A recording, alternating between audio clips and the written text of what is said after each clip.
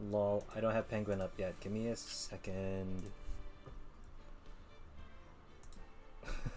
They just said go live like literally like a second ago. And that's 3 times to say literally. Hello, hello.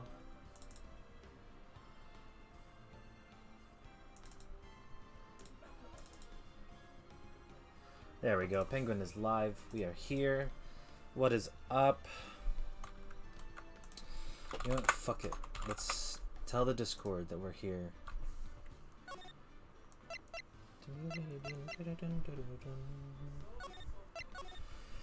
We finished day 3, or we're starting day 3 investigations. And we're gonna try to get Edgeworth out of this. No, thank you. I do not want to connect to the PlayStation Network.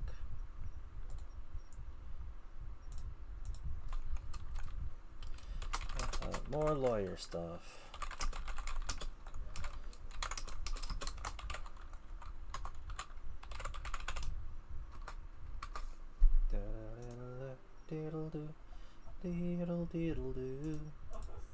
Okay, here we go. Again, as per usual, we gotta get our voices back into the game and then we'll be fine. But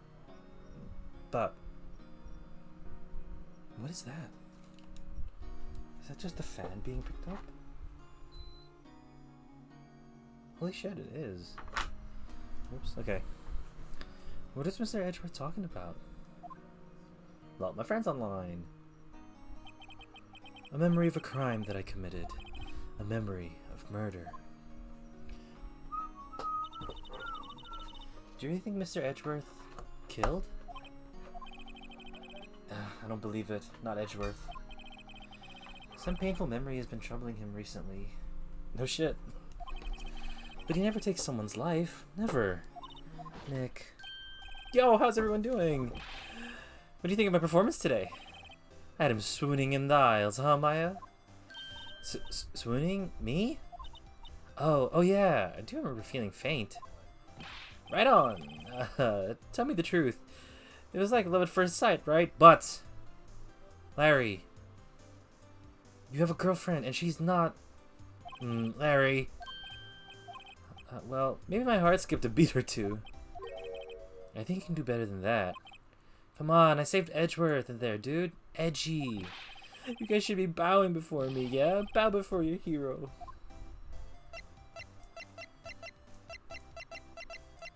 As usual, we'll do the examines.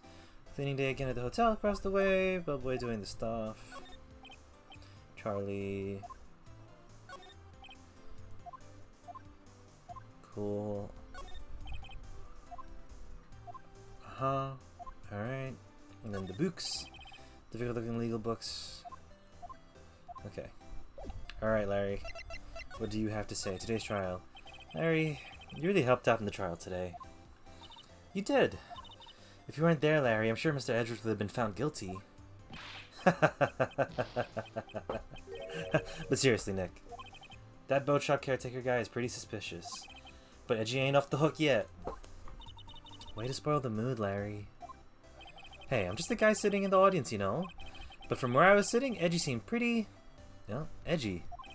I mean, can you really know he's telling the truth about that night? Nick. I don't know. But what I do know is, I'm gonna believe in you two until the end. Us two? Edgeworth and who else? You mean me, right? Maya and Mia, probably. Nah, he means me, right, Nick? Yeah, you, Larry. Not me. But why you, Larry? Huh? Actually, yeah, why me, Nick? Enough with the silent treatment. Nick, why do you trust Mr. Edgeworth so much? I mean, he's changed recently, true, but when we first met him, he was kind of a jerk, don't you think? You didn't know him back then. Back when he wanted to become a defense attorney.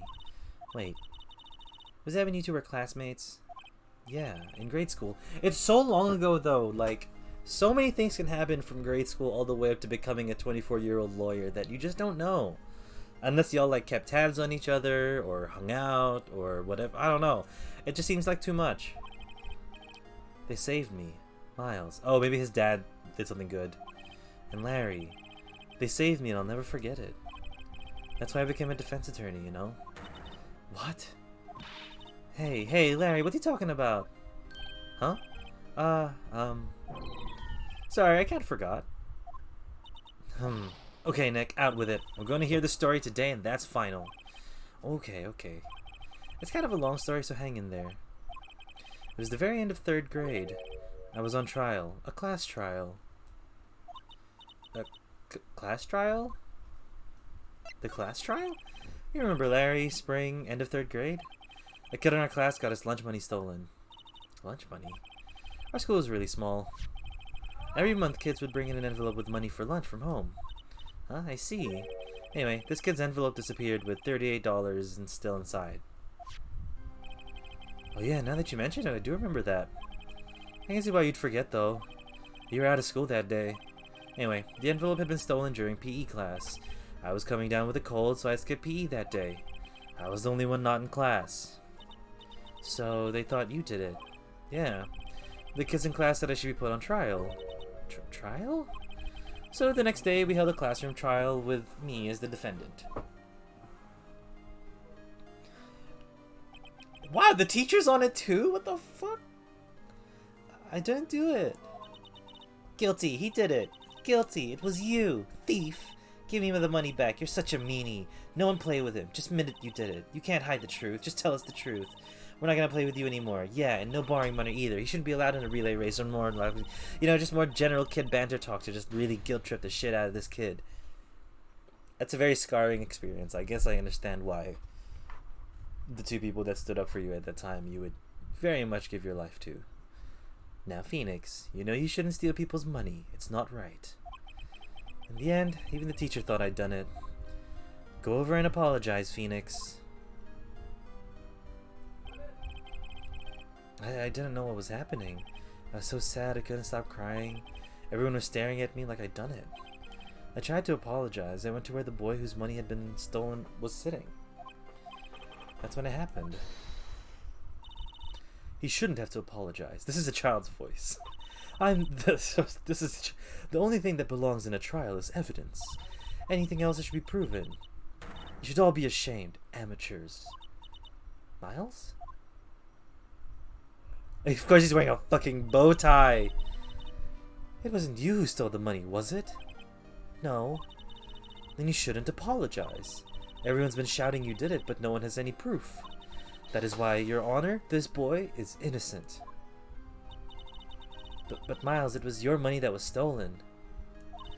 Yeah, he did it. He's the one. We don't need proof. Make him say he's sorry. Why don't you all just shut up? This is always how it goes. This is always how it is. Everybody ganging up and picking on one person. Just think how he feels. He said he didn't do it, so you didn't do it. In my head, Larry Butts really grew up and like started to become almost normal, but slowly through time. Not very quickly. Very well. I will replace the money myself. This class trial is over. I bet Larry took the money. That's how it happened. After that, the three of us were the best of friends. Wow, I had no idea. Yeah, I had no idea either. I mean, I forgot. That's when I learned what it meant to be alone. Totally alone without a friend in the world. You did a good thing, Larry. Yeah, well, I was just lucky that I took the day off from school. If I'd been there, they would have thought it was me. So I took it kind of personally, see? When something smells, it's usually the butts. Anyway, Edgeworth and I talked after the class trial. That's when I heard his father was the defense attorney. I remember his eyes would shine when he talked about his father. I'm going to become a defense attorney just like my father. A famous defense attorney who would get murdered in an elevator. And then a few months later, he suddenly transferred to another school. A DL6 incident. Right. I'm not sure, but the transfer probably had to do with his father's death. That's so sad. It was several years later when I heard Edgeworth's name again. There was an article about him in the newspaper. The headline was like, "Dark suspicions of a demon attorney. Fabricating evidence, manipulating testimonies, covering of facts." The article said he'd do anything to get a guilty verdict. Anything. But why? What happened? I mean, that's not the Edgeworth I used to know at all. That's what I thought too. I tried to get in touch with him, I don't know how many times. He never replied. I guess he didn't want to see his old friends. I couldn't just drop it though. I wanted to meet him, to learn why he become who he became. That's when I decided. Wait, you don't mean... That's why? That's why he became a defense attorney? To meet Edgeworth? How is he not in love with this man? If I was a defense attorney, I knew he'd have to meet me whether he wanted to or not. In court. Edgeworth believed in me, and I believed in him. He's in pain, and no one's on his side. I'm the only one who knows the real Edgeworth. I'm the only one who can help him. Whoa, Nick. So is that why you helped me out for free? Yeah. I helped you because I believed in you. Except I don't remember saying I'd do it for free. Aw, Nick. We have to save Mr. Edgeworth if it's the last thing we do, okay? Right. Very well, maybe. First, there's that rental boat shop caretaker. We need to find out who or what he is. Let's settle for who. I guess I can clean out some of this evidence I no longer need. Okay, let's go. So what evidence did we clear out? So we have the L6 file case, incident, parrot, metal detector, the pistol, the bullet, the map of the lake, the mother, a photo, and then the autopsy report. Sometime on 24th or 25th, shot from approximately 1 meter away. Okay. And that's it.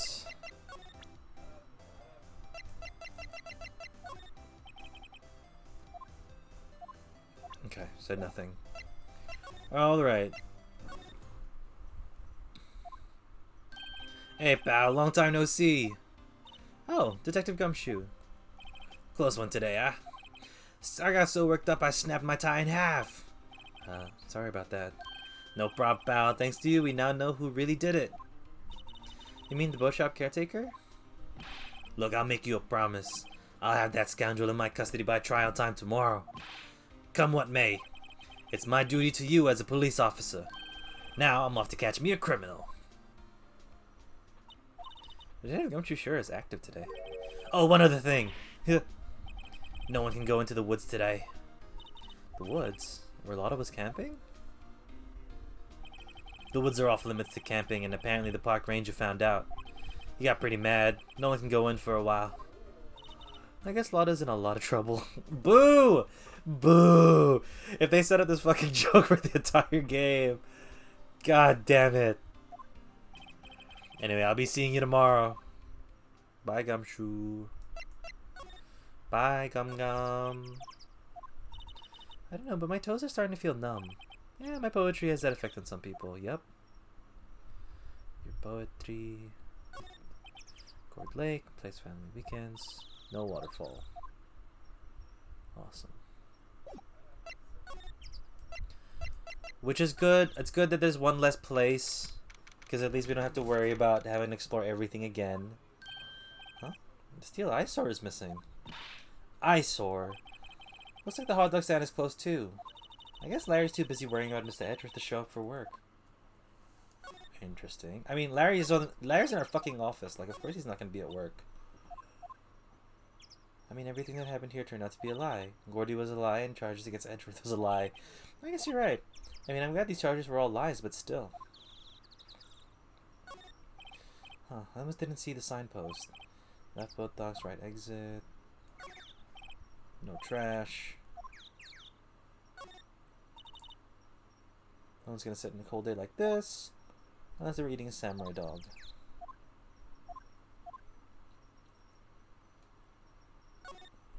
Larry's the day off. He was pretty happy about saving Mr. Edgeworth. True, we owe him big. Yeah, that's fair. Okay.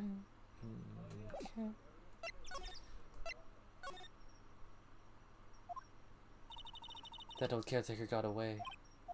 Yep. I never imagined he might be the real murderer. Ahem. I'd know that clearing of the throat anywhere. Really? Oh, hello. What might you be doing here? Out for a walk, Oh, if Grossberg's like the... there's no way. The big bad of the story is Grossberg? Ah, the days of my youth, like the scent of fresh lemon. You see? Mr. Grossberg, this is no time for idle reminiscing. Mr. Edgeworth's trial ends tomorrow. That is true, yes. But from what I saw at today's trial, Edgeworth should be fine, right? Well, I'm not so sure about that. Oh, what do you mean by that? Well, I'm not sure. If you find anything out, come by my office at once. I may be able to offer you some assistance. Thanks. Bye. What do you think Mr. Grossberg is doing here anyway? Who knows? Maybe he's doing his own examining. Doesn't around anymore. Caretaker must have really run for the hills. Looks like it. He didn't seem like a bad person. Well, he was hiding it pretty well. Yeah, more space for the dog.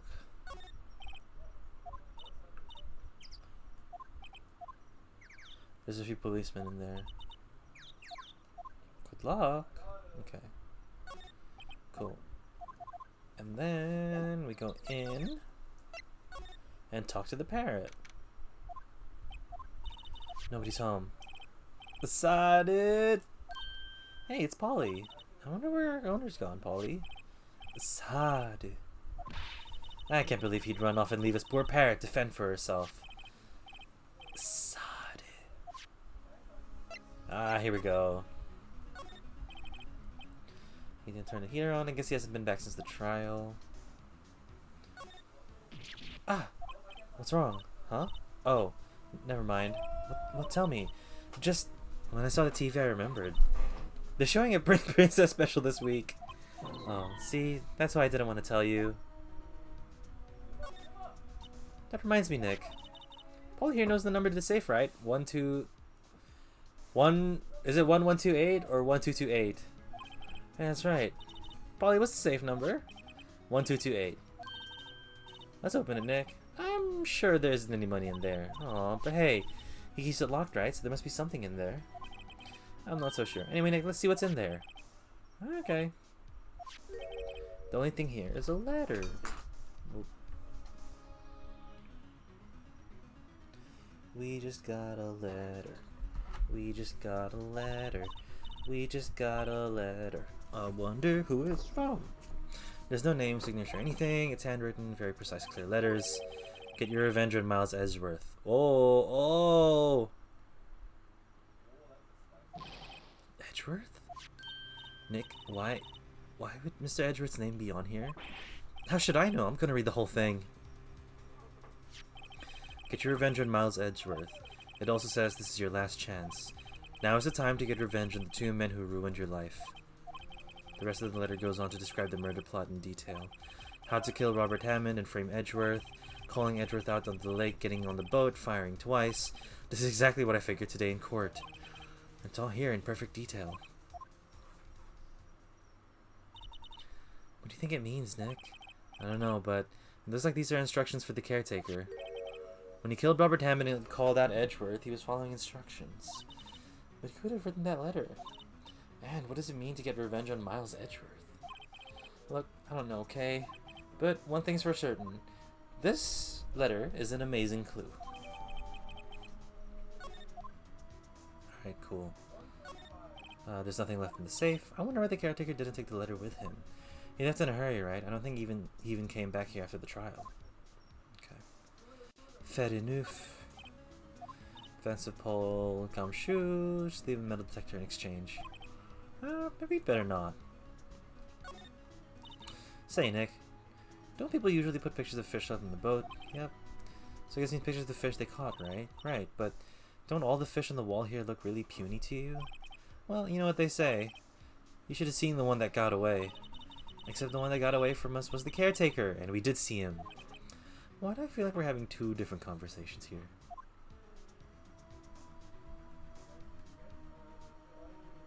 Alright. I guess we gotta do Polly again, but let's just be sure.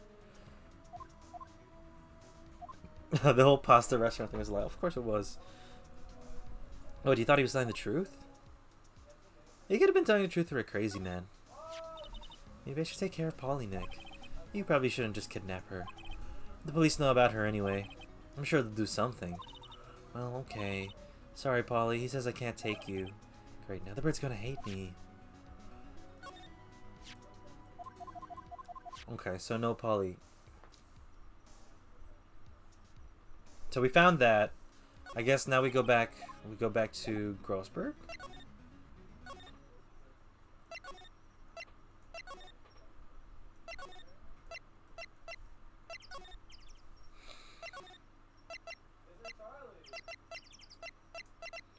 Well, honestly, it's not gonna hurt to take a look. Looks like Gumshoe hasn't gotten back yet. Gumshoe? He won't be coming back today. Oh, really? He said there was some guy he had to arrest by tomorrow. The boat shop caretaker. He shouted something about catching you if that's the last thing I do, pal. Good luck, Gumshoe.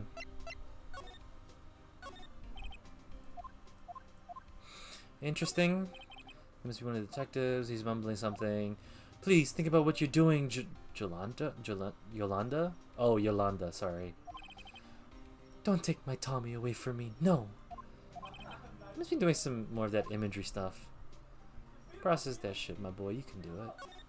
Calendar.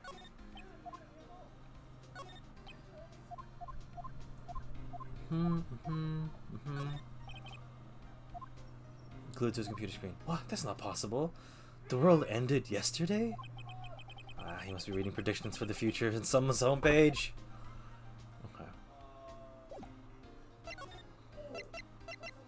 Okay. Is Edgy Boy here? Oh, he is!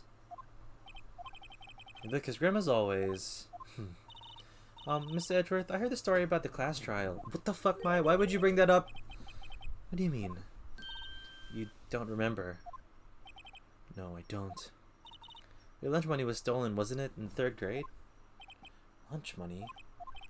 Oh, alright, yes, I seem to remember something like that. Nick, I think you're the only one who really remembers. Well, it probably only really mattered to me anyway. Miss Edgeworth, didn't you know? That trial was the reason Nick became a defense attorney. Ridiculous. Gee, thanks. That said, it does sound like you to do that kind of thing. You haven't changed a bit, have you, Wright? So simple to a fault, even. Maybe, but I think you changed too much, Edgeworth. Perhaps. Oops, sorry, I want to examine. Smile for the camera, the usual. The real pro one, okay. Edge, why did you become a prosecutor anyway? You used to look up to your dad. You said you wanted to be a defense attorney, right? I couldn't let myself deny reality like you. What do you mean? My father was taken from me. Do you want me to defend criminals? I'm sorry, Wright, but I'm not that good of a person.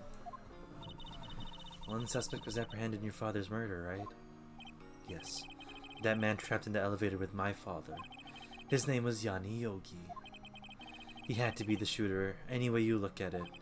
Yet, he was found innocent. That defense attorney got him off the hook. That would be Robert Hammond. 15 years ago, the 3 of us were trapped in that elevator for 5 hours. We were rescued. We all suffered oxygen deprivation. I had lost all memory of the murder. Lost your memory? Even now, I can't recall what happened in that elevator. That was the crux of Yogi's attorney's argument in court. He claimed Yanni Yogi had been not of sound mind due to the oxygen deprivation. Yogi was released due to a lack of evidence. Innocent. That's when I changed my mind. I started to hate defense attorneys. What's your relationship with Juan Karma? He's my teacher and a man who deserves respect. I learned everything I know of courtroom techniques from him. So, he's like my sister was to you, Nick. He's a perfectionist in all things, in court, in his personal life. He's obsessed with doing everything perfectly. Perfectly, huh? In all the cases he has taken on, none were left unsolved. And not one suspect was declared innocent, ever. But that's... I know. It's possible some of the suspects were indeed innocent. However, it is impossible for us to accurately determine that in every case. All Juan Karma does is his job, to find the suspect guilty, perfectly. In any case, it's nigh well impossible to find a weakness in him. Should a weakness appear, he would do everything in his power to make it go away. Edgeworth? If what you're saying is true, you're headed for guilty sentence tomorrow. He's right. Now there's no time to praise the enemy, Mr. Edgeworth. It's a strange situation in which I can find myself, I'll admit. No kidding, dog.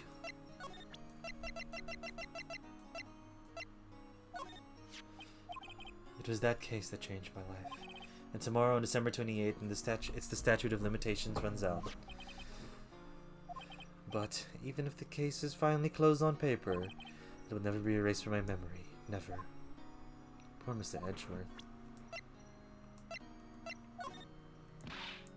Nick, no, that's a photo of his father. Don't show that to him. You're right. Probably isn't the best time. Okay. What is it? Nothing. I wanted to show you this. Edgeworth, see this letter? This came out of the safe, that shack, where that boat rental caretaker lives. I see. Revenge on me. Who's that old guy anyway? I don't know. Could he be an innocent defendant could he be an innocent defendant you got declared guilty or something? Nice, right? But I don't remember that an old man. Not at all. So he's following this letter then. Which means there was someone else behind it. Now's the time to get revenge on the two men who ruined your life. Myself and Robert Hammond? Did Yanni Yogi, like, blame Hammond? It also says this is your last chance. Last chance. Wait, maybe. Maybe he's talking about the statute of limitations on DL6. Wait, that old man. What is it? Do you know who he is? Yogi. Could he be Yogi? Yogi? The suspect of the DL6 incident. The one who was found innocent.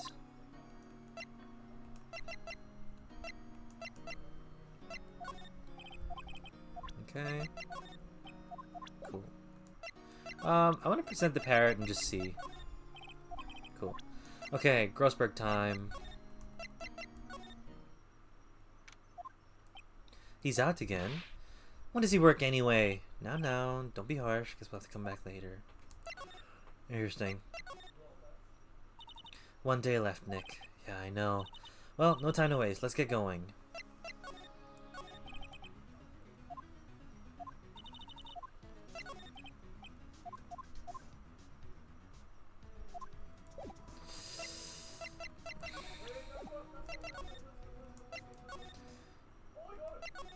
Actually, now we can probably check not the detention center. I want to move to the criminal affairs department. Nope.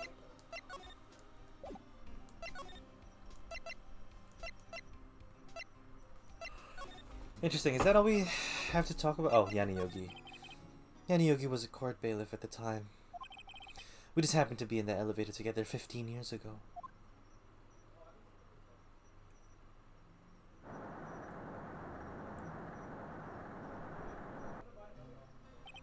The quake was incredibly strong. Before I knew it, everything was dark. We were there for so long it felt like forever. The air thinned and the darkness closed in on us like that little box. We became unsettled. Help, I can't breathe. Quiet, I said. Quiet, you're not making this any easier. I want to get out. Help, get us out. Don't shout, you'll just use up more oxygen.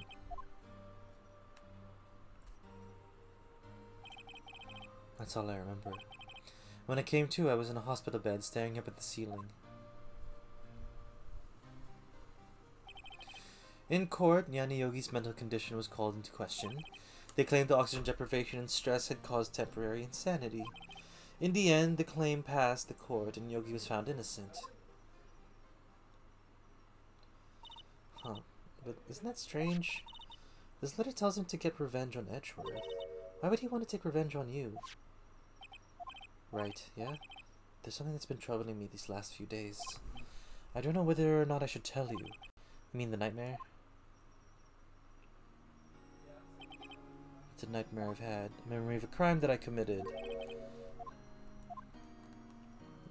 Did he accidentally kill his dad? I think the time has come to tell all. For the last 15 years, I've had the same dream almost every night. I wake up in a fearful sweat every time. What kind of dream? It's a dream about my father's killing in the dark. Quiet. You're not making this any easier. I want to get out. Help. Get us out. Don't shout. Yep. You're using up my air. What? Stop breathing my air or I'll stop you. Stop breathing my air. He's attacking father. Then I see the pistol lying by my feet. I don't know if it was evidence from that day in court or the bailiffs. In a daze I pick up the pistol. Get away. Get away from my father. Oh, Edgeworth really did kill his dad. And with that scream I awake. It's a bone-chilling scream. A scream that has rung in my ears for the past 15 years. That's just a dream, right? That thought is the only thing that has kept me sane for the past 15 years. But what if I'm wrong? What if it's real? They say that sometimes people shed memories in self-defense. Maybe it is I who killed my father. If you think about it that way, this letter makes sense. Get your revenge on Miles Edgeworth. Think about it. Yogi was really innocent. That's why he wanted revenge against me. Wait, Edgeworth, you mean it was me? I was the true criminal of the DL6. I shot my father. This is bad. What are we going to do, Nick? What can we do? I don't know. I don't think there's anything we can do, like it or not. If there's someone else who knows a lot about the DL6 incident, maybe. There is, Nick. There's someone else who knows about the DL6. Grossberg! Thank you, Edgeworth, for pouring out your heart. There we go. Mr. Grossberg, I'm gonna close my curtains and stuff. It's getting dark.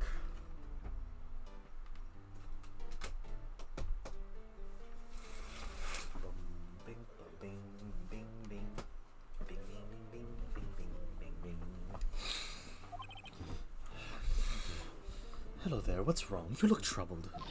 No kidding. I can't believe you're not. My. Just calm down and tell me what's happened, It's Mr. Edgeworth. He...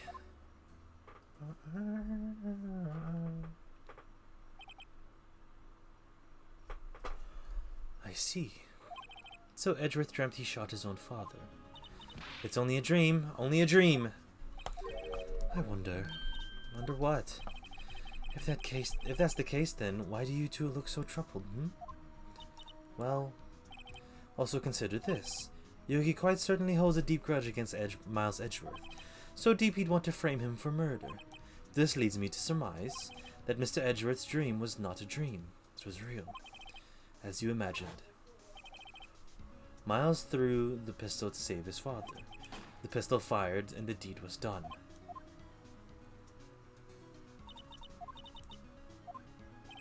Yogi was suspected of murder and his career as a bailiff was irrevocably wrecked. Thus, he sought revenge on Miles Edgeworth. This was his last chance, of course, with the statute of limitations so close. Because they can't open up the case again and actually put Edgeworth on trial. What do you know about his dad? He was a defense attorney without peer. It sounds trite, but it's true.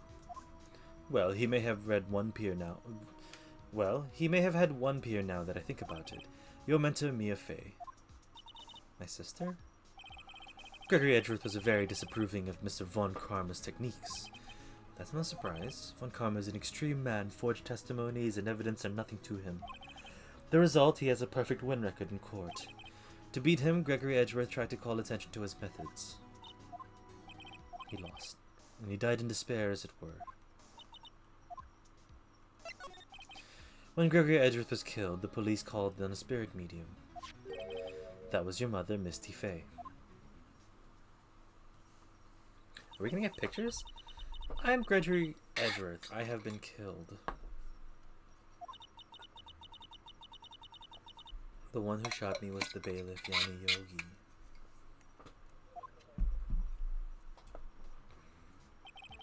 Yet Yogi was found innocent. That's when my mother left us. Everyone called her a fraud. That's right, everyone thought she was, you see. Yet, now that I think about it, it seems that the one who lied was Gregory Edgeworth's ghost. Gregory Edgeworth must have known who shot him. Well, maybe he didn't know. I don't believe it.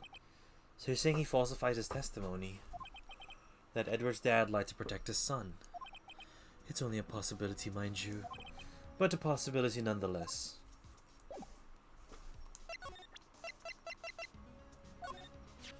Oh. Oh, so this is the letter. It does seem that Yogi was following this letter when he killed Hammond. But why kill Robert Hammond? Hammond was a skilled defense attorney, but he defended clients not for their sake, but for his own. His own sake? He never trusted his clients, that one. The only thing he trusted was his own ability. But he got his clients found innocent, so why should it matter? Actually, my dear, it's quite different. He won that innocent verdict for no one but himself. Yogi was a free man, but socially he was ruined.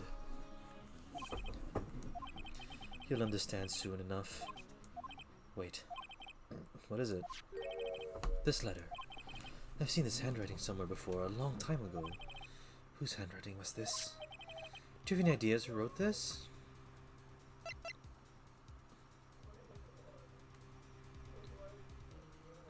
I doubt it would be Edgeworth. Karma? Could it be Juan Karma? Juan Karma, why would we have something to do with this? I'm not sure. Juan Karma. Wait, you're right, my boy. This is Juan Karma's handwriting, I'm sure of it. I used to see it all the time on court reports. But that means... the one who told Mr. Yogi to kill was... correct. Manfred Von Karma himself. What does this mean, then?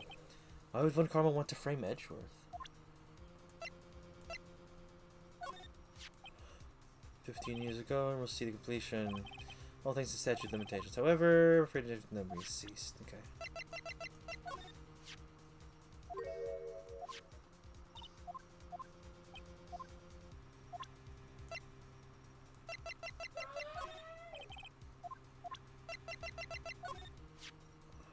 In any case, it shows that the one shooting isn't Miles. You bet it's good. I can't believe he finished planning with the murder. I mean, let's fall right into his trap. What a creep. Okay.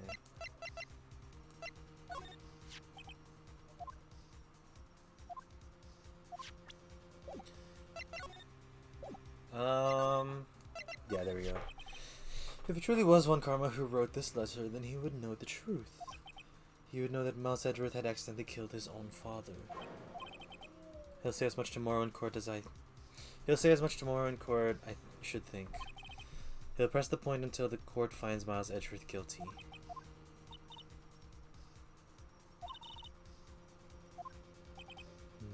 Yeah, that's weird. Yet I don't know that Von Karma is both persistent. I do know that Von Karma is both persistent and a perfectionist. He may be seeking to satisfy a grudge against Gregory Edgeworth by hurting his son. It was 15 years ago. Von Karma met Gregory Edgeworth in court, and Karma did win, but he didn't make it through the trial unscarred.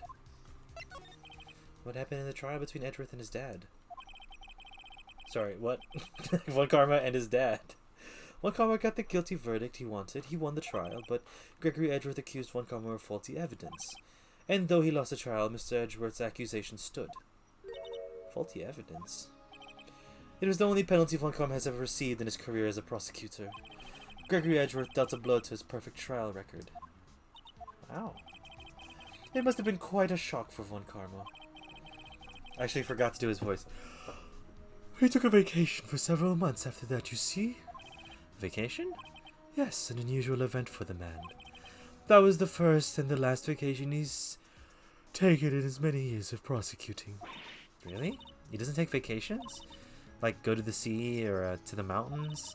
Don't tell me he's never been to Europe. You have a strange idea about vacations, Maya.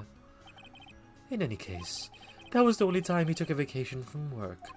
I believe the penalty upset him quite a lot. Odd, if he wanted to keep a perfect record so badly, why would he take such a long vacation? What are we doing, Nick? Juan Karma is going to bring up DL6, and you can bet on it. What if Mr. Edgeworth pleads guilty to DL6? I won't let him. Yes, Mr. Wright.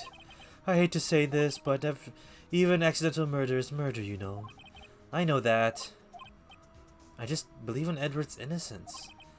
I can't believe he'd kill someone. But Nick, Mr. Edgeworth admits it himself. His father must have lied to protect him from beyond the grave. I don't care. I know he's not guilty. Mr. Wright, if you say so, I suppose I could go check again. The police files might hold something of interest. Mr. Grossberg, thank you. I can't promise anything. In fact, I think the chances of finding something are slim. I understand. The police materials, Okay, cool. So we go back here. And here. Gumshoe? There's hardly anyone here. Everyone must be out looking for that old guy, Yogi. It's you. I don't think Gumshoe will be coming back today. He's staying out late looking for someone. Sounds like Gumshoe's pounding the pavement for real. I wonder if we could check out the records room again? Well, now I just can't have anyone wandering around in there. But I guess Mr. Juan Karma is in there now anyway. You can go in as long as he's there. Why? Yes. He's just arrived, actually. Yikes. Let's hurry. Why did they just let anyone into the records? Like, not even like chaperoned or with any police representative. Just in the records. Dusty as always. We're only here just yesterday. I'm sure they haven't had time to clean. What's wrong, Nick? Nothing. I was just noticing that he isn't there.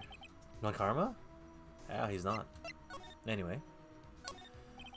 Case files collected. Case reports.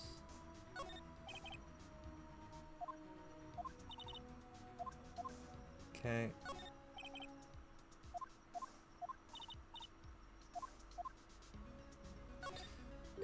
Huh? One of the drawers here is open. Someone must have been looking in it recently. The label says unsolved cases. Evidence. Unsolved cases. Nick, the file for DL6. It's completely empty. What? What are you doing in here? I'd forgot the accent. I forgot his accent. Oh, and looking at him face on is weird. Juan Karma. You. How'd you know my name? Huh? Have we met? What are you saying? We see each other every day, don't we? We're Miles Edgeworth's defense team. Defense team? I beg your pardon. You see, I rarely remember defense attorneys.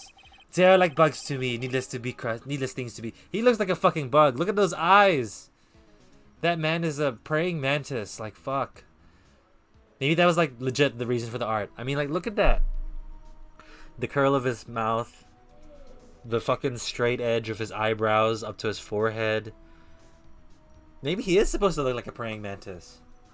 But also, the art style of having small eyes with white just really emphasizes a crazy look. I can see how this guy was Edgeworth's mentor. Mr. Edgeworth is your student, right? A romanticist who still can't shed that veneer of amateurism. Just like his father. Always second rate. Mr. Von Karma, you had an axe to grind with Mr. Gregory Edgeworth, didn't you? Me? A grudge against a mere defense attorney? Why? Because he dealt a blow to your otherwise perfect trial record. So you did, but I don't get is this. Why did you take his son under your wing afterwards? The son of your most bitter rival. That, my dear attorney, is none of your business. What are you going to do for tomorrow's trial? How are you going to handle that? What's your game plan? You want to share? Tomorrow will be the last day of the trial. It's been a while since I had a defense attorney last this long. Still, you will lose in the end. Miles Edgeworth will admit to his own guilt. His guilt of 15 years ago, you mean? You're quite the researcher.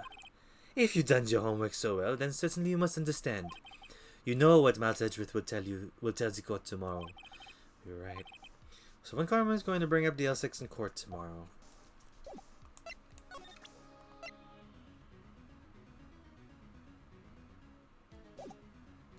Yeah. Let me just do this.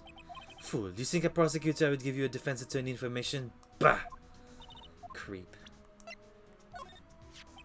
Mr. Juan Karma, have a look at this. This was you, wasn't it? You instructed Yani Yogi to commit murder. Yani Yogi? How many years has it been since I've heard him called by that name? He's a fool.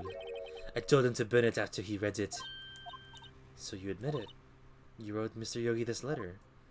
Yes, my dear defense attorney. Thank you for taking the trouble to bring it to me. You've saved me from a lot of needless hassle. What? Nick, what is that thing? A stun gun for self-defense. Usually. Indeed. 600,000 volts will course through your body like a dog touching an electric fence. 600,000. Oh, don't worry. People don't die from it usually. Now, give me the letter. No. What are you... Nick, run. What the fuck? Why is Maya getting the fucking... Maya, out of my way. Nick, you dumb bitch.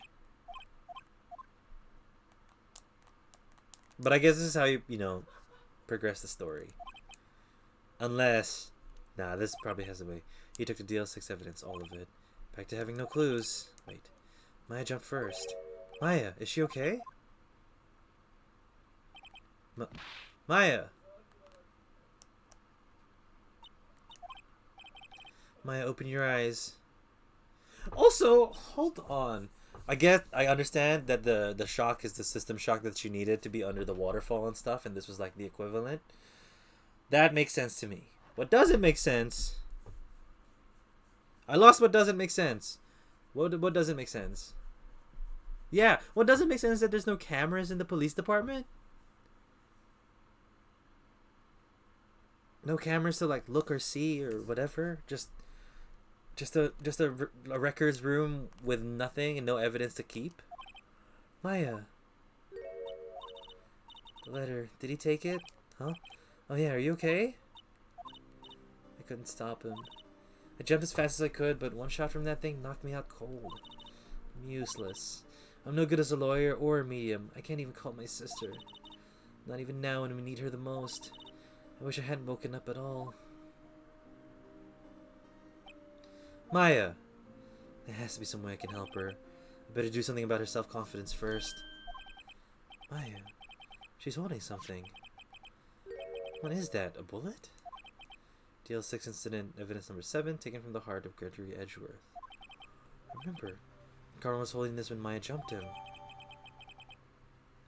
Clear ballistic markings. I'll prove it to you, Maya. You're most definitely not useless. I'll prove it to you in court tomorrow. The end! Oh, wait, sorry. To be continued. Okay. Let's do this! Court time, baby! I shouldn't be ashamed for saving. It's a video game. Failure states are normal. Failing in a video game is normal. That being said, I do want to have a perfect trial, but there's no way in hell that it's going to happen. Oh, we can do this, though. December 28th, 9:51 a.m. District Court Defendant Lobby number 2. This is it. Judgment Day. Today, things are going to get settled at last. A lot of things. What? What's the big idea? Sorry, Nick. I only touched your shoulder. I guess the shock hasn't worn off in my run in with the stun gun yesterday. Anyhow, today's the last day, Nick, of the trial. What? Today's the last day of the trial. Good luck, Nick. Yeah, thanks, Maya. Edgeworth looking as glum as always. I hope Juan Karma doesn't push him too hard. Ugh. What are you doing? Sorry, I'm sorry. I just thought I'd cheer you up with a pat on the back. Maya, maybe you should go outside and discharge? Right, good idea. Try not to electrocute anyone on your way out, please. Woo, yeah, pal. Oh, Gumshoe. What's gotten into that girl? Detective Gumshoe. Morning, Mr. Edgeworth. Uh-huh, good morning. How'd it go, Detective? Sorry, how'd it go, Detective? Have no fear, as promised. I've captured our runaway caretaker. I just brought him in. Took all night, pal. Thanks, Detective Gumshoe. You must be tired. Actually, after that shock I got on the way in, I feel pretty good. Yuki says he's forgotten his own name, but that has to be a lie. Why would he want revenge on Edgeworth if he couldn't remember his past? He does remember, and I'm gonna prove it. Somehow. We're gonna prove it somehow. Also, hello Rika. How are you, friend? Welcome to the stream. I hope you are well. We're still playing lawyer here.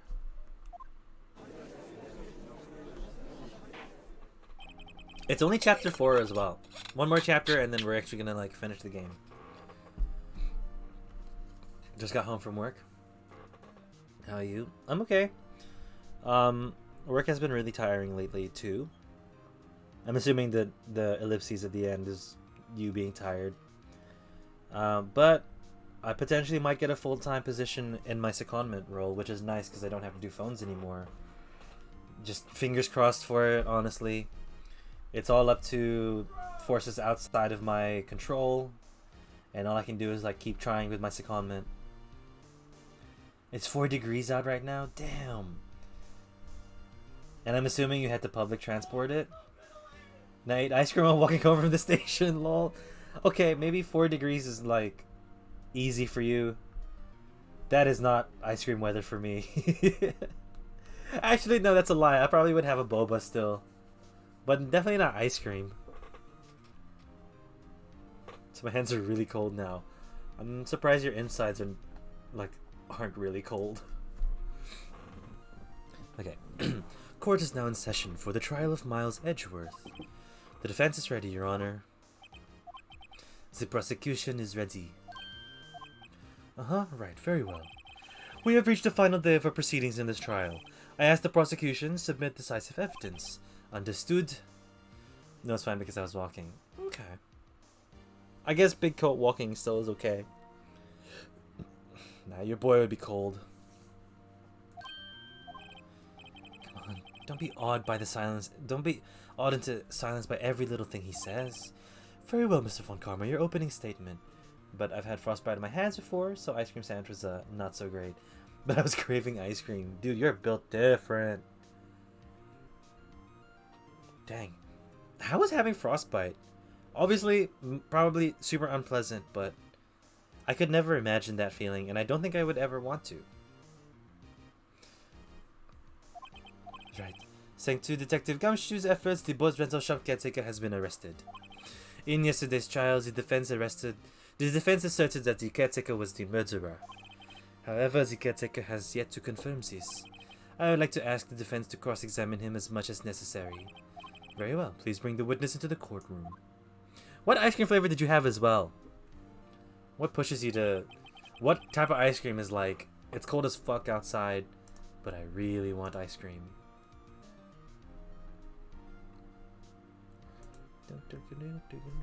Ladies and gentlemen of the court, I believe you all remember our witness.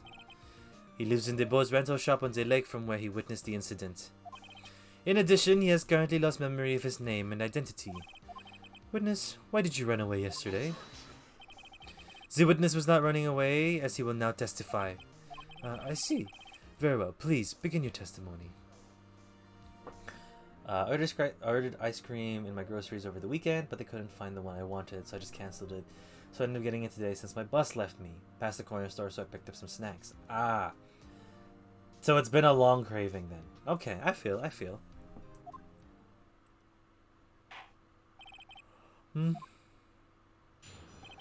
Why I left court.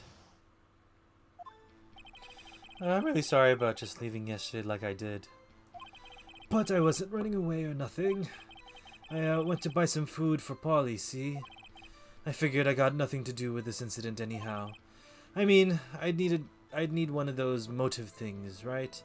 And I don't got none. So my testimony yesterday stands as is.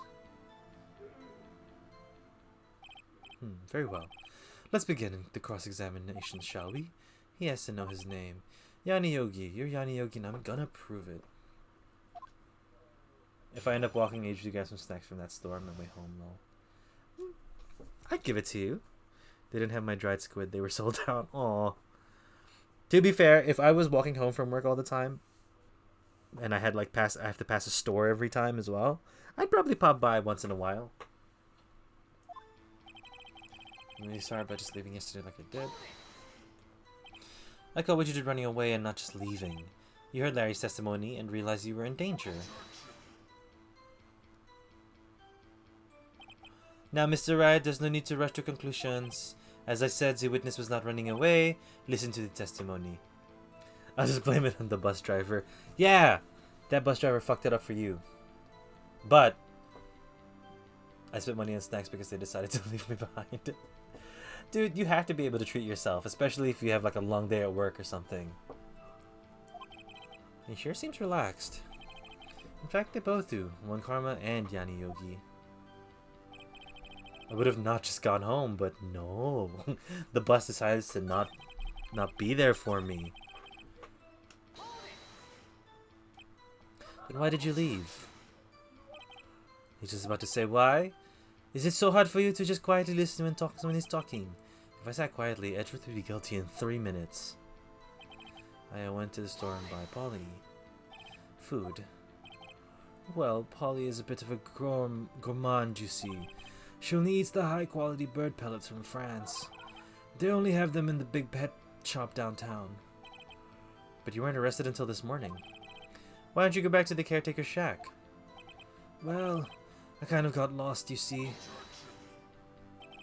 The witness has trouble remembering things sometimes. Once the police apprehended him, he was on his way back to the shack. Yeah, right. Nice try, Juan Karma. No one's gonna believe that. I see. So he was lost. God damn it, Your Honor. God, it had nothing to do with the incident. Anyhow, you love much of your memory, is that correct? Yep, seems like it. I don't even know what voice I'm doing for Yogi. Then how could you know that you didn't have anything to do with this incident? Or maybe you're lying about not having your memory. You know exactly who you are.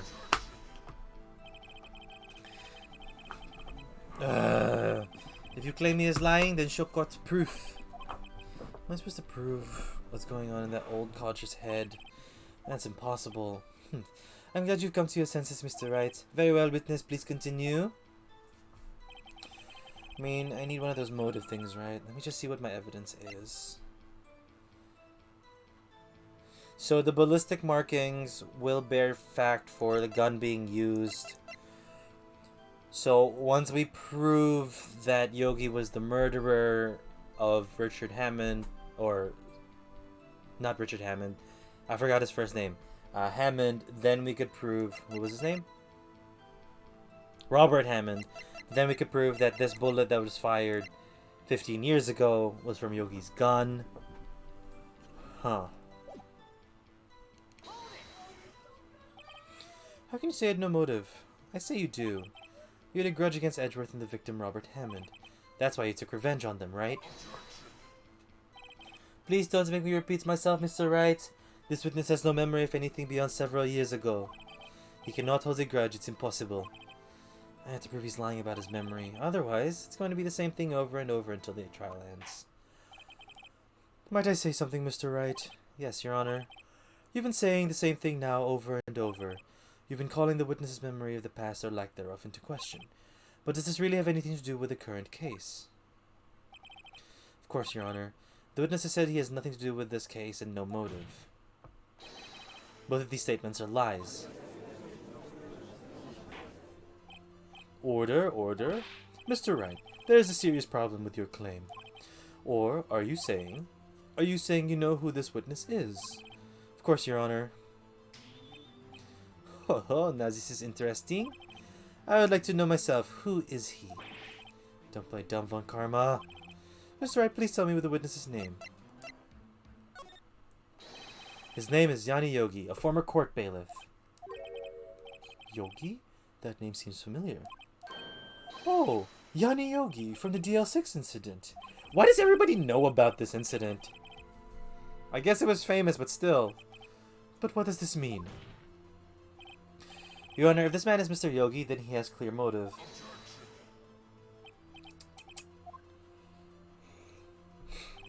Jumping to conclusions again, Mr. Wright. This witness is Yanni Yogi. Fascinating. However, how do you propose to prove this to the court? This is a court of law, as you may recall. You need proof. Allow me to repeat once more that the witness has lost his memory. If I can't prove he's Yogi right here, right now, then I've got nowhere else to go. How are you going to prove it? How are you going to prove that he's Yanni Yogi? Your Honor, please take this man's fingerprints. Then we'll compare them to the fingerprints on file for Yanni Yogi 15 years ago. I see, that makes sense. I'm so very, very sorry, Mr. Wright. Why? The witness has no fingerprints. What? No fingerprints? You see, before I was a caretaker, I worked at a chemical plant. I burned my fingers working with the stuff. Just to hide the past. Well, if the witness has no fingerprints, I guess we will not be able to prove his identity. Well, Mr. Wright, what will you do? It seems that the case has been decided, no?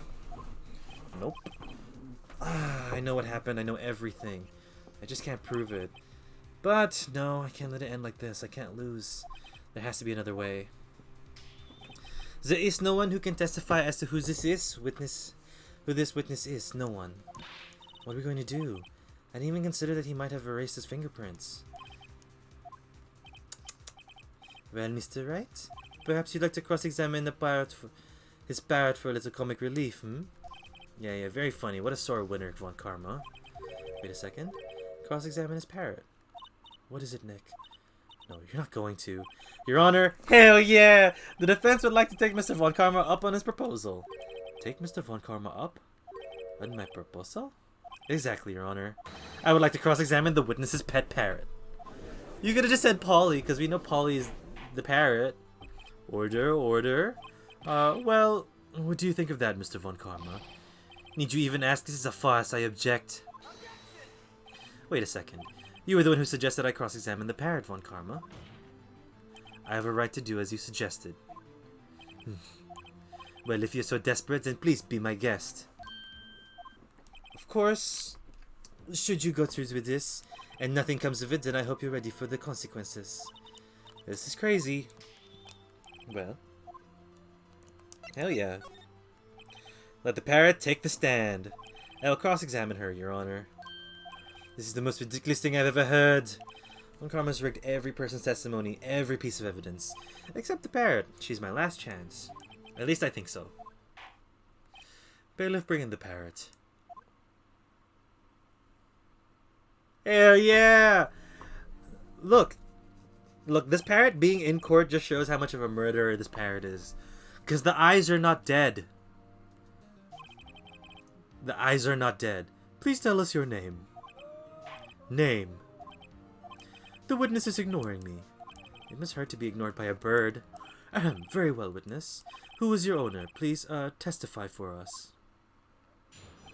Who is your owner? Assad. Of course, that's the testimony. Certainly the most concise testimony we've had so far. Very well, begin your cross-examination. Right. What are you going to do, Nick? I don't know what we do. What do we do, Maya? Can I hold it to a parrot? Or, like, press a parrot?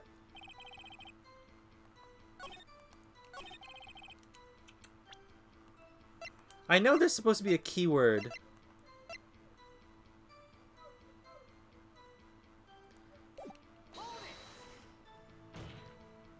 Witness, you can't just say hello and expect us to get anywhere. I want you to testify. Why you talk to her? Right, what do I say?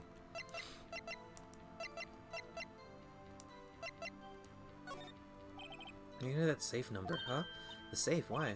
Let's try to get her to say anything, okay? Polly, what was the number to safe in this to the safe in the shack? 1128, 1228, 1228. My, what a reckless parrot. Well, Mr. Wright, you aren't claiming that this number has something to do with the caretaker. Actually, it does. That's why I had her say it. Ridiculous. How can the number to a safe tell us who the caretaker is? Show us your proof. What could this possibly link to the caretaker's true identity?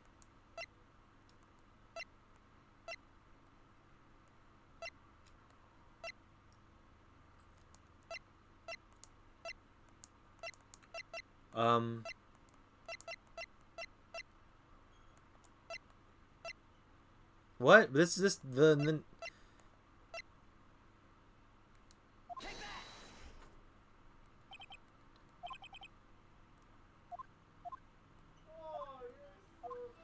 yeah, okay, good. I thought it wasn't gonna thing us.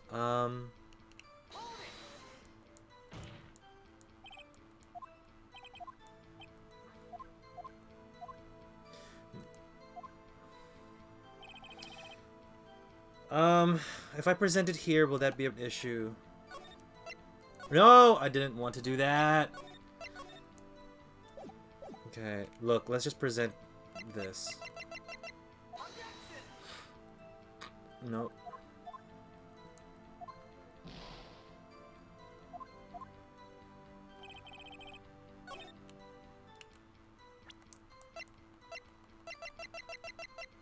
Nope.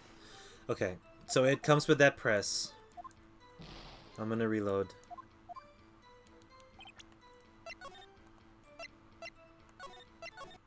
So that press is gonna lead us somewhere. I need you to testify. Oh, have you forgotten something? Right, because it said the DL6 case. Idiot. Polly, have you forgotten something? Don't forget the DL6. If I can get Polly to say that here, that'll prove that the caretaker has something to do with DL6. Polly, have you forgotten something? Sorry? That's not what you were supposed to say. Forgot something we forgot. Asa. That's not working, Nick. She won't say it. This is ridiculous. Why won't she say it? Something's the matter, Mr. Wright? Wait. Don't tell me Juan Karma expected this. He couldn't have retained the he could have retrained the parrot, could he? Did he train her not to respond when he asked for God?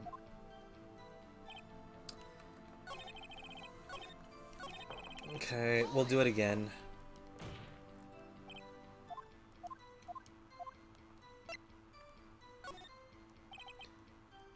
Polly, what's your name? Polly. Mr. Wright, I think we've established that the parrot's name is Polly. Does this have anything to do with the owner's identity? Fascinating. You claim that the parrot's name will prove her owner's identity. We don't have anything. Then show us this proof. Nick, don't you think you're taking bluffing a little too far? Listen, we're not here to answer the question of who is the caretaker. We're here to prove that he is Yani Yogi. All we have to do is tie the name Polly to Yogi.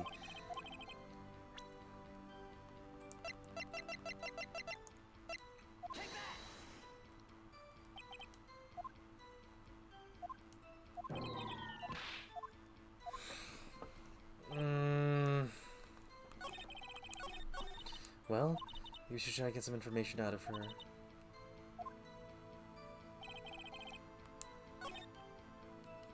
We have to present something.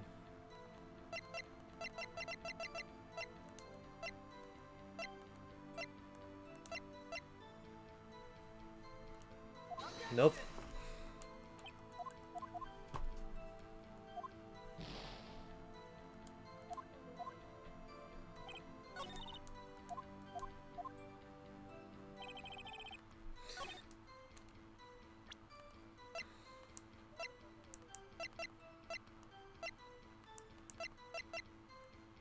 Nope.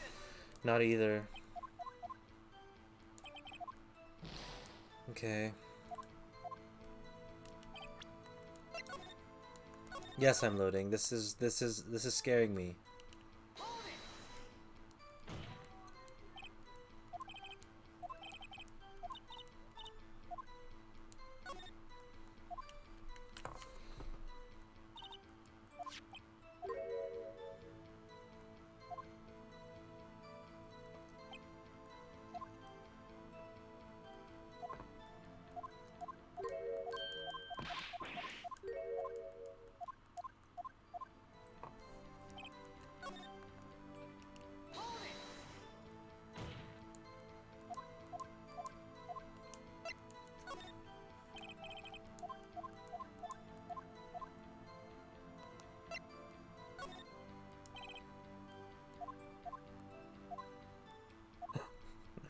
You may continue your testimony, witness.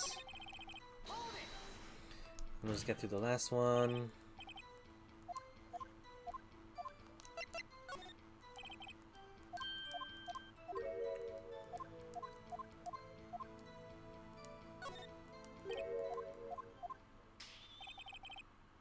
Objections due to being sus.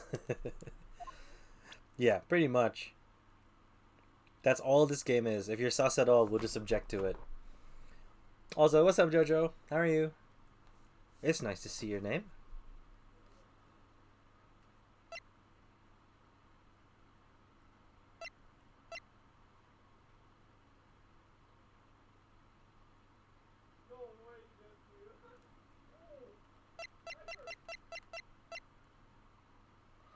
I wonder if the erstwhile companion of the boat shop caretaker answers the name Polly. Would the case file be thing? The DO6 case file? What is his obsession with you with that case? Mr. Wright, where in this file relating to something is safe number?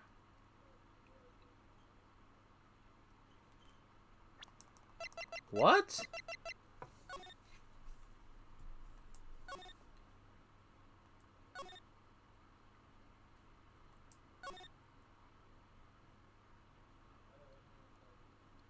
What? I'm actually not sure where the case number would even be.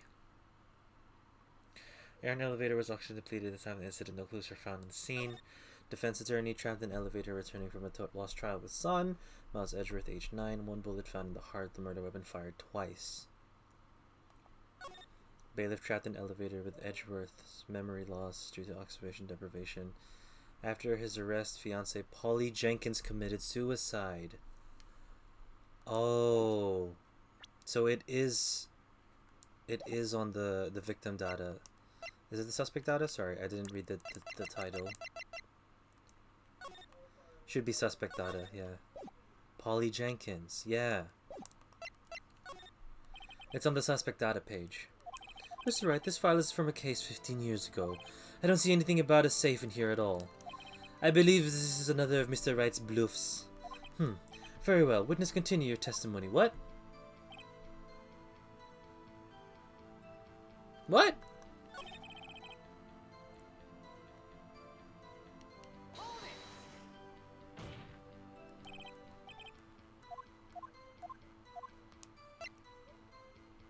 Oh, I guess your name, right? Of course.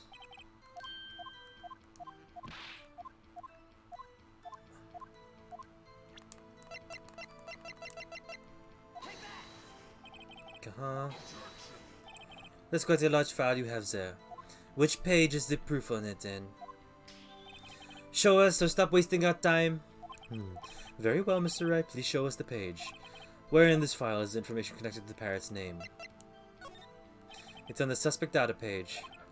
This page has all the information about Yanni Yogi. Right after he was arrested, his fiancée committed suicide, see? Indeed, it does say that, yes. What was his fiancée's name? Polly Jenkins. Polly. Exactly, Your Honor. He wanted to remember the name of his fiancée who had committed suicide.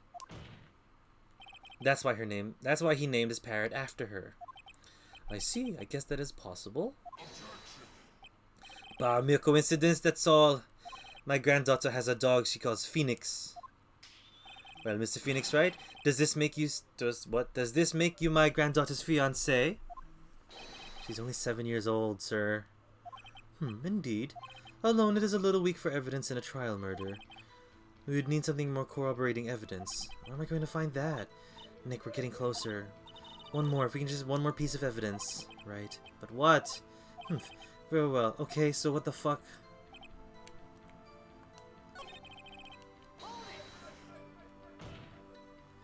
So we've gotten both of those.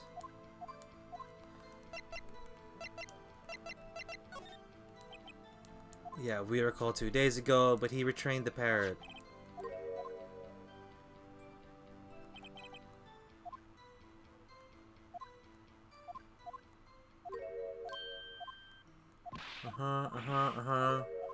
Yeah, same problem. I don't know what evidence we could even pull up.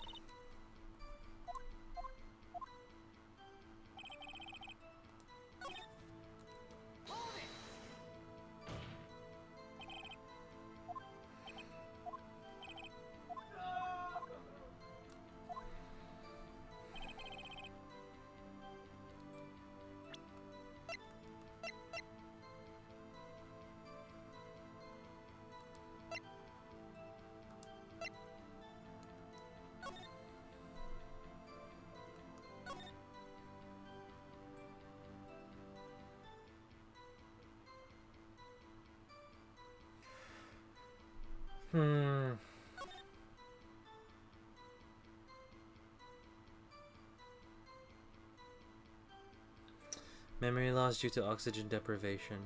After his arrest, fiancée Polly Jenkins committed suicide. I really thought that was it, but like...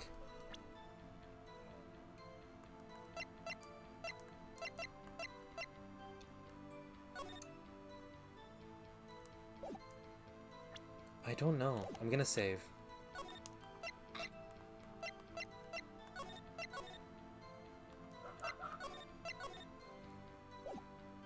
What did that thing say about the noise? Oh, so... Where is it? 1 meter away. Taken automatically at 215. DL6 incident. Map of the Gourd Lake. Victim's ballistic murder weapon. Fired 3 times. Bear prints from Edgeworth's right hand. Makes a noise when metal objects are near. A useful detection device. It's just a metal detector.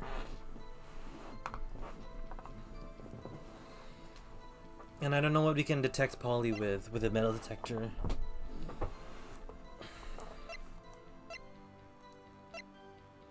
And I've already presented the DL6 twice.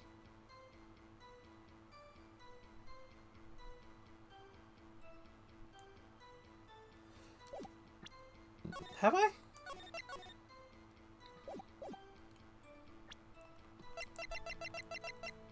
No, yeah, there's no... I mean, there's really not a rejection there at all, so...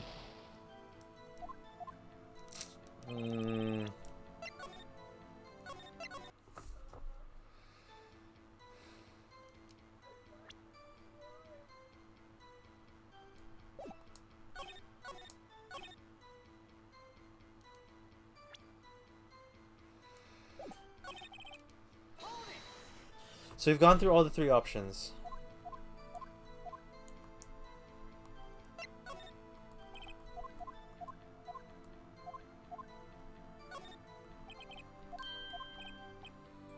What if the parrot recognizes one of the objects? Potentially.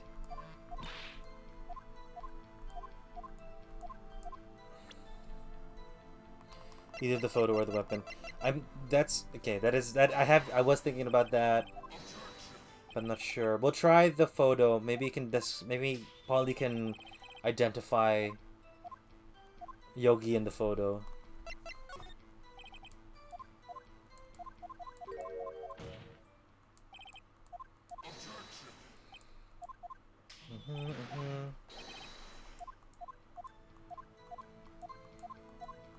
Okay.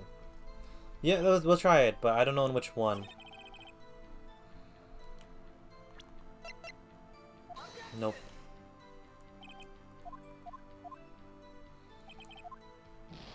So not that one.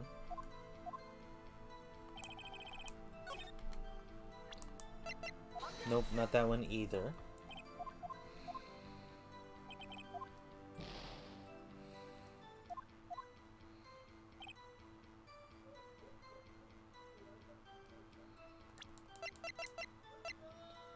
Maybe it's a photo of Misty Faye. Maybe she recognizes Misty. It's probably Misty's photo. We will try it one more time though. Just the gun again, just cuz. On this one now.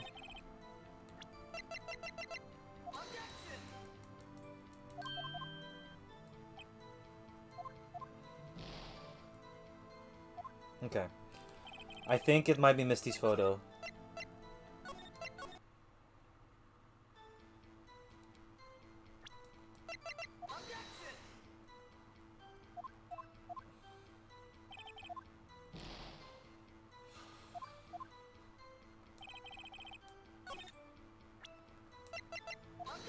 Nope.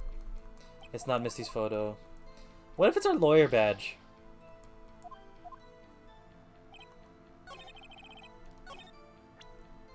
Nope.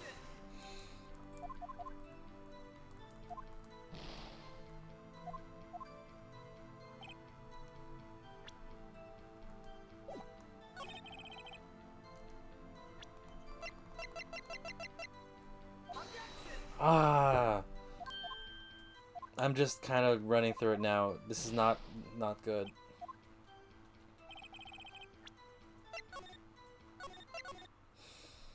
Again, we're only just trying to tie it to the name. Or trying to prove that the parrot can say Yani Yogi. So these didn't work.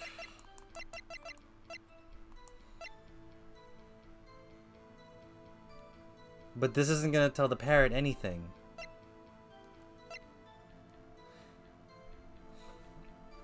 Have we just done everything already? We've done the DL6. I guess we can just do the bullet. Fuck it, why not, right? Yeah, nothing's gonna happen with the bullet.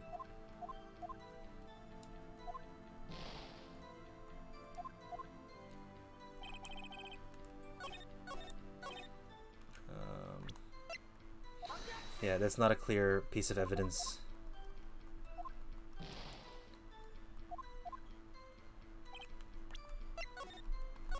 Well, time to read through it again.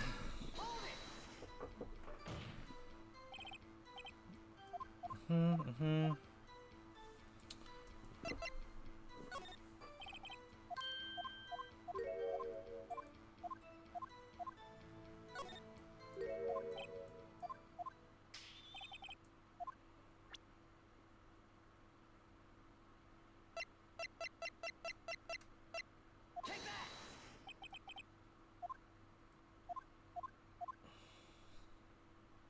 1228. Maybe it's like the victim daughter or something. Maybe there was something I missed while reading this. Oh, it's the date! 1228. Fuck.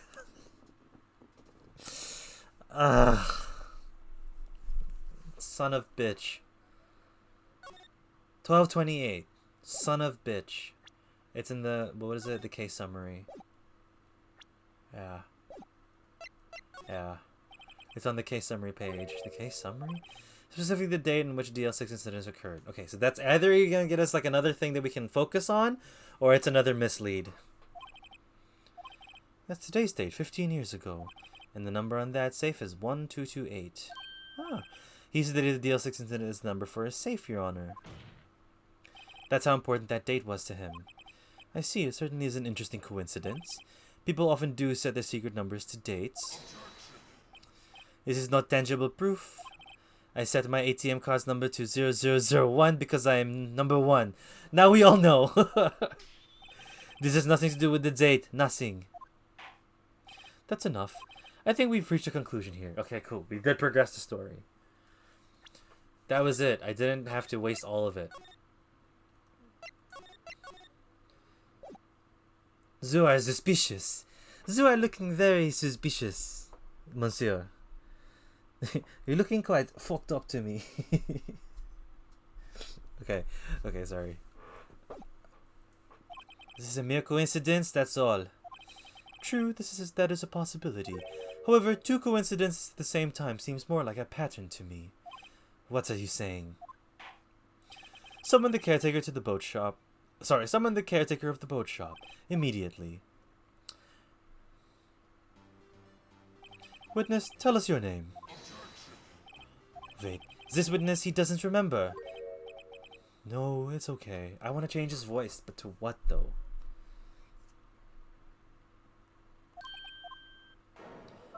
Oh, he's standing so straight.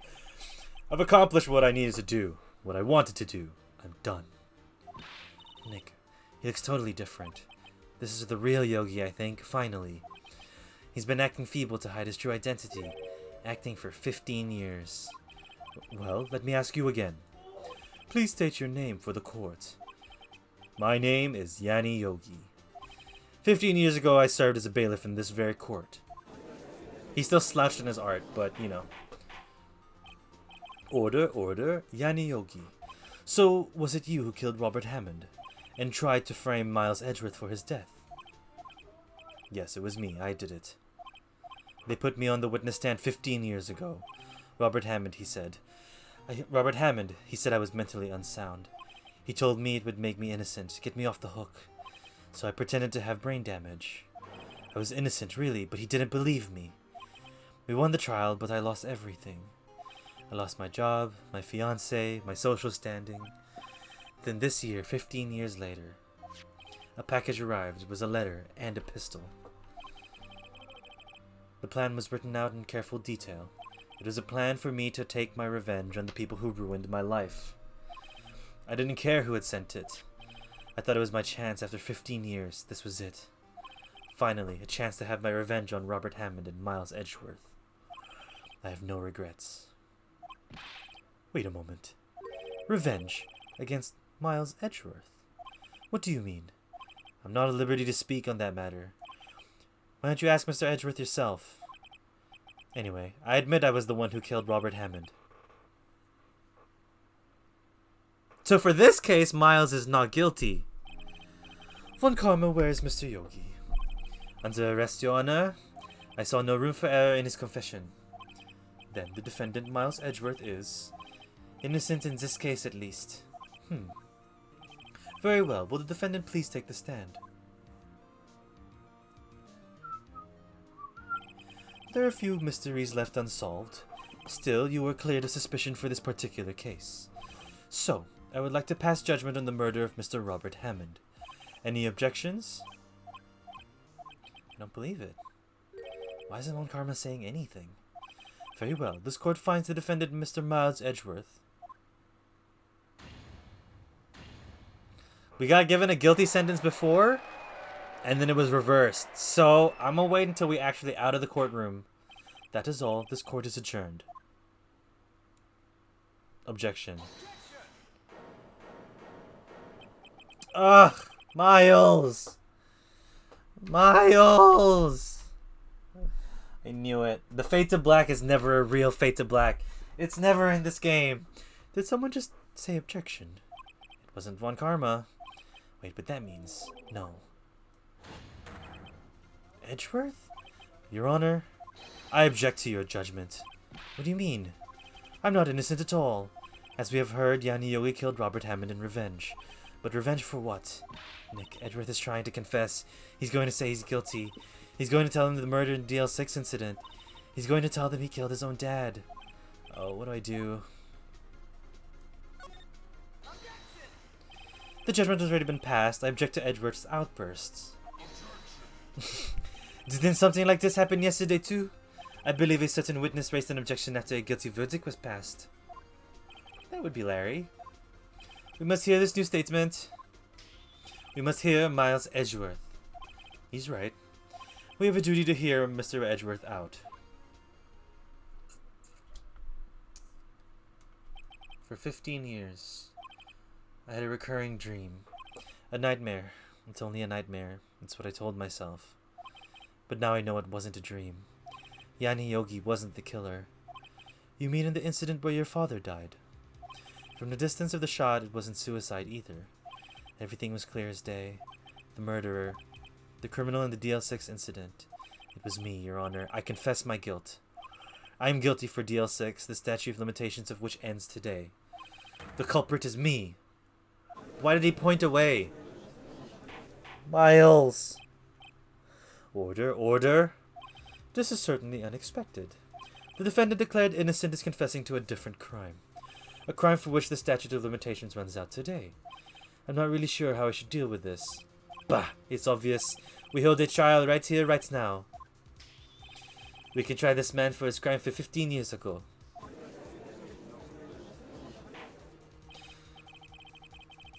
I think I would like to take a 5-minute recess.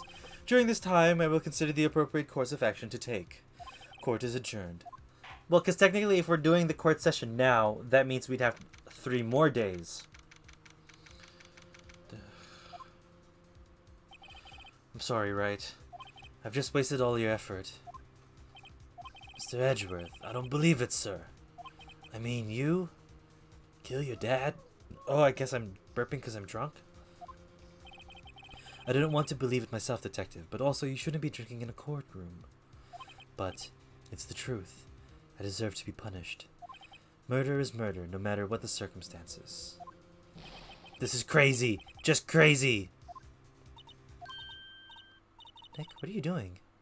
Huh? Oh. I was just reading through the court record once more. I'm getting my case ready. Your case? For what? Huh? Isn't it obvious? I'm gonna prove that Miles Edgeworth is innocent. Goody two shoes. I know! After, like, all of the years that Edgeworth was, like, falsifying evidence and changing witnesses' testimonies, this is the time that he chooses to be, like, on the side of justice? Gracie. What are you talking about, pal? He had just admitted to it. He confessed that he did it in court. I'm sorry, Edgeworth, but I don't believe your nightmare. What? It's just a dream. It's not real. The truth is here in the court record. In any case, tighten your belts. The real fight is just beginning. I'll prove you're innocent. Trust me. Right. December 28th. I'm going to save. Now we're doing DL6 for real, for real. Where am I redeemed for tarot reading, please?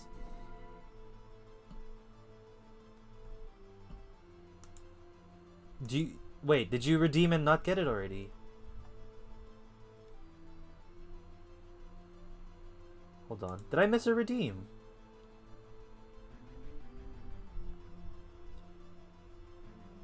Oh, do you want a full read?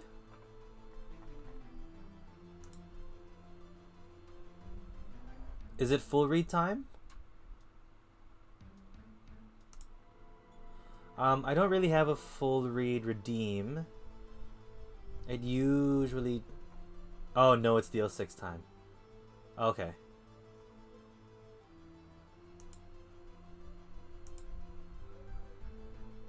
Okay. But yeah, if you want the single cards, they're still open. Definitely. We're looking for my full read redeem, please. I'll put it in on the next stream. But I don't know how much I'll put it. It does take a lot of time to do a 3-card spread even. Might put it at 2,000 points. If that's chill. That's still quite a lot of points, and I do stop the stream for poetry, so... Yeah, I'm gonna put it pretty high. I'm still not super comfortable jumping back into tarot. It's been a weird thing that I've been going through a little bit. Judge, Miles Edgeworth has admitted his own guilt. He has confessed his crime. Let us begin by hearing his testimony. Then, so pointless, let the defense do their cross-examining. Put 5,000 until you feel comfortable lowering it a bit. That's not a bad idea. I'm actually gonna write that down. Yeah, my relationship with tarot with myself is fine. It's more of like my relationship with people that come into streams for tarot only. Or feel like if it's still taking too much out of you, raise it low. Okay. Add 3-card redeem. 5,000 points. Because I still would like to do tarot. I don't know. Maybe I just have to accept the fact that people are just going to take advantage of the fact that it's a free reading, you know? We will see.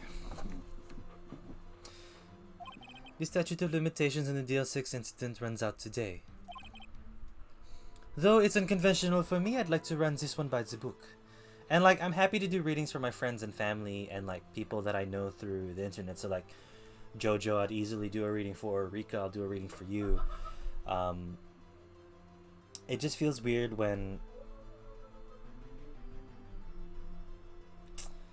you know, you get those people who are, like, way too into it and use the tarot to basically tell them what to do in their lives. And I do not want to be a proprietor of that or someone that enables that kind of behavior. Oh shit! Oh.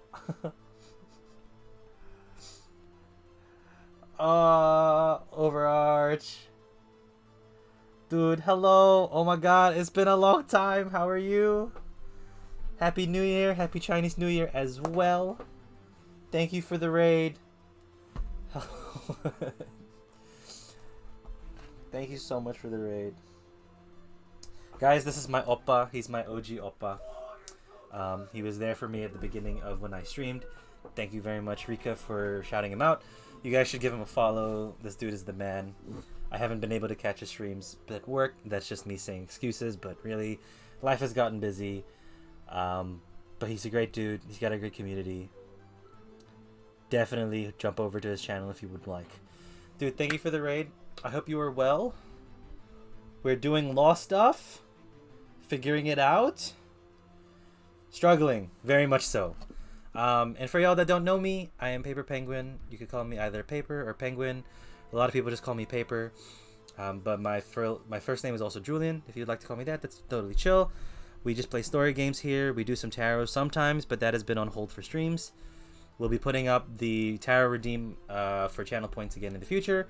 But if you would like, you can also get a 1-card reading or a oracle card reading using channel points. Yeah.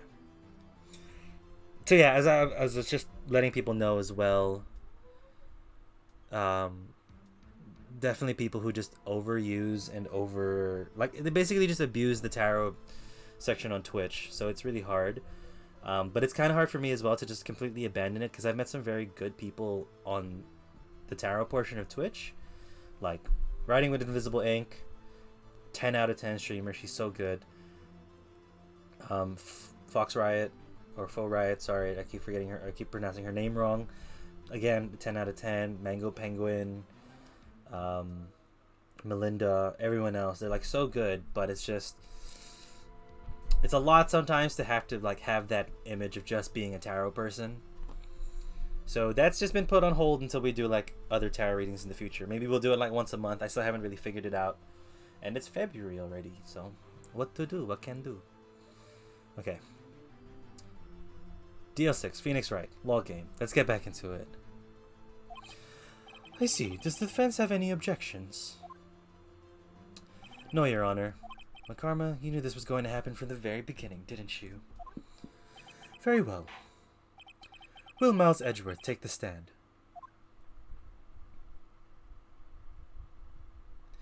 Will the witness state his name and profession? Miles Edgeworth. I'm a prosecuting attorney. Mr. Edgeworth. 15 years ago, you mistakenly killed your father, Gregory Edgeworth. Is this correct? It is correct. Then testify about this matter to the court. When Edgeworth was telling me about this dream yesterday, I noticed something. One detail didn't quite fit. That will be the key. That will be the key, but if only we can get it to work. Please, please. So, the one detail he's referring to probably is that the gun was fired twice? Or there was 2 shots. Was it 3 shots? It was mainly the same. So this was probably the pistol used back then. This is the same bullet. I think they're gonna say that these bullets are the same.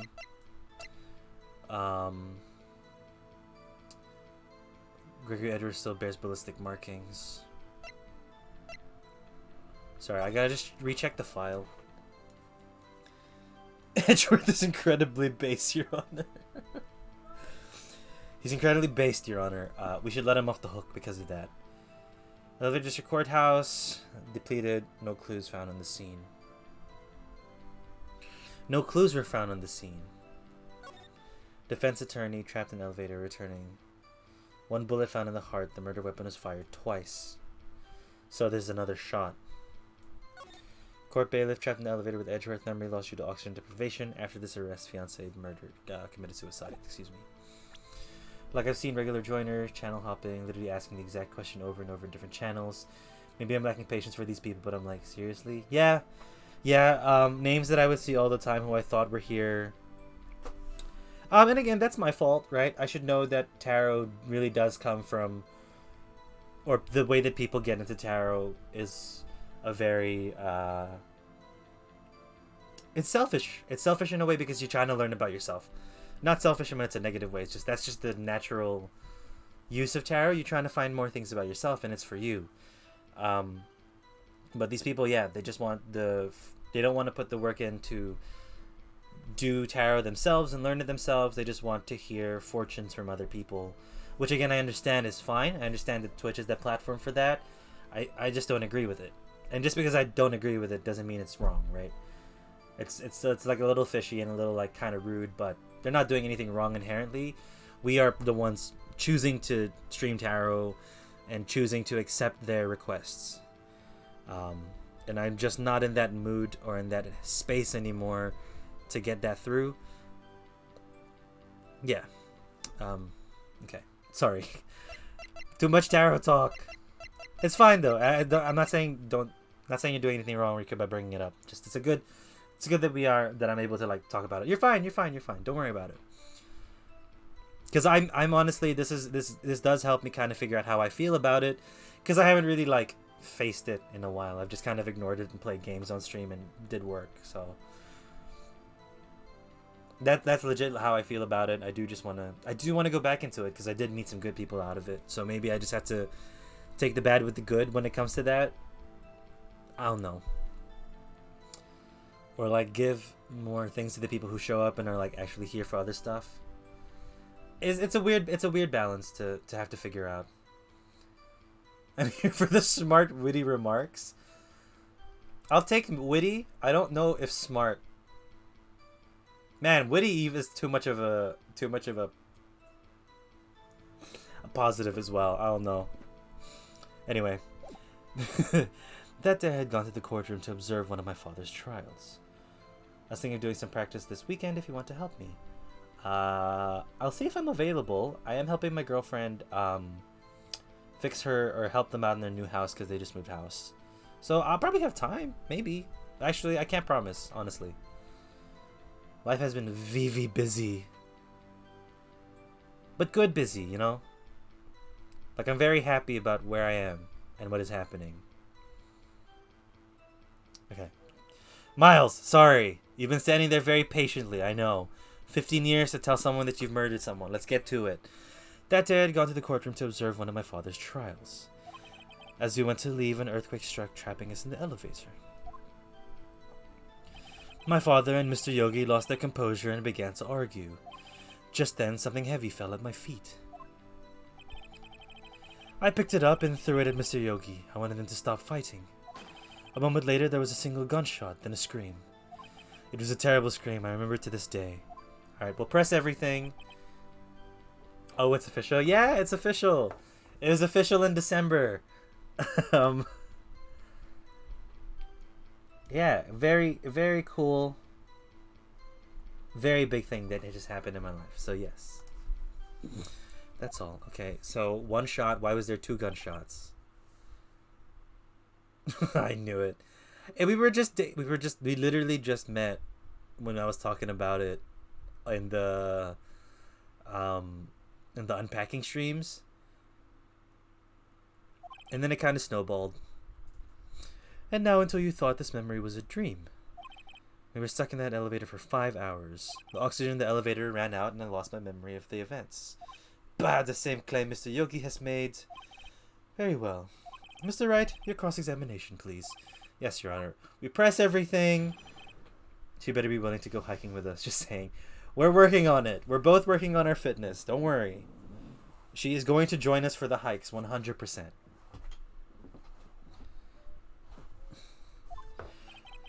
Gone to the courtroom to observe one of my father's trials.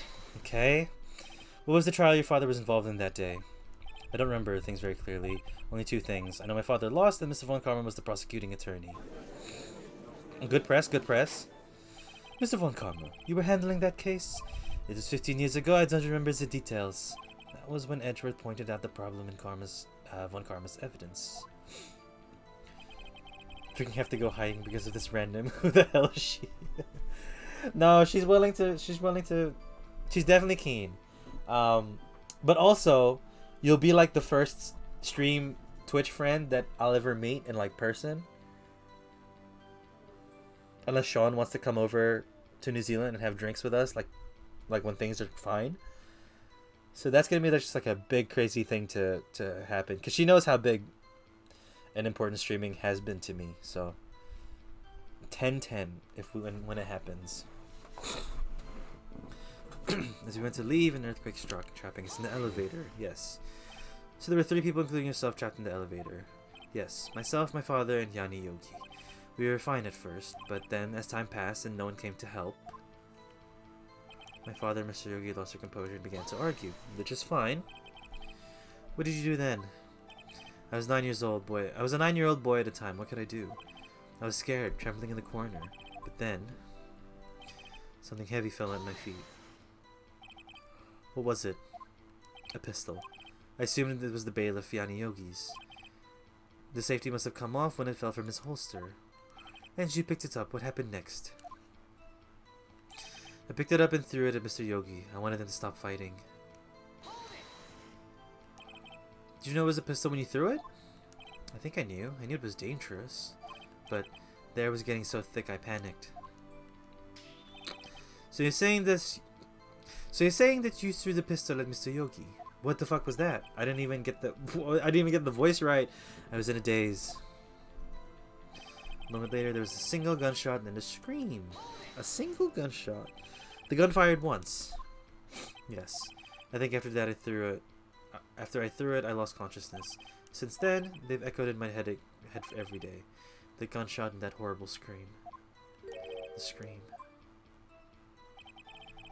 It was a terrible scream. I remember it to this day. I can practically hear it now. I doubt I will ever forget that scream for as long as I live. One part of the testimony that clearly contradicts the evidence, but I don't know what it means. I better find it quick.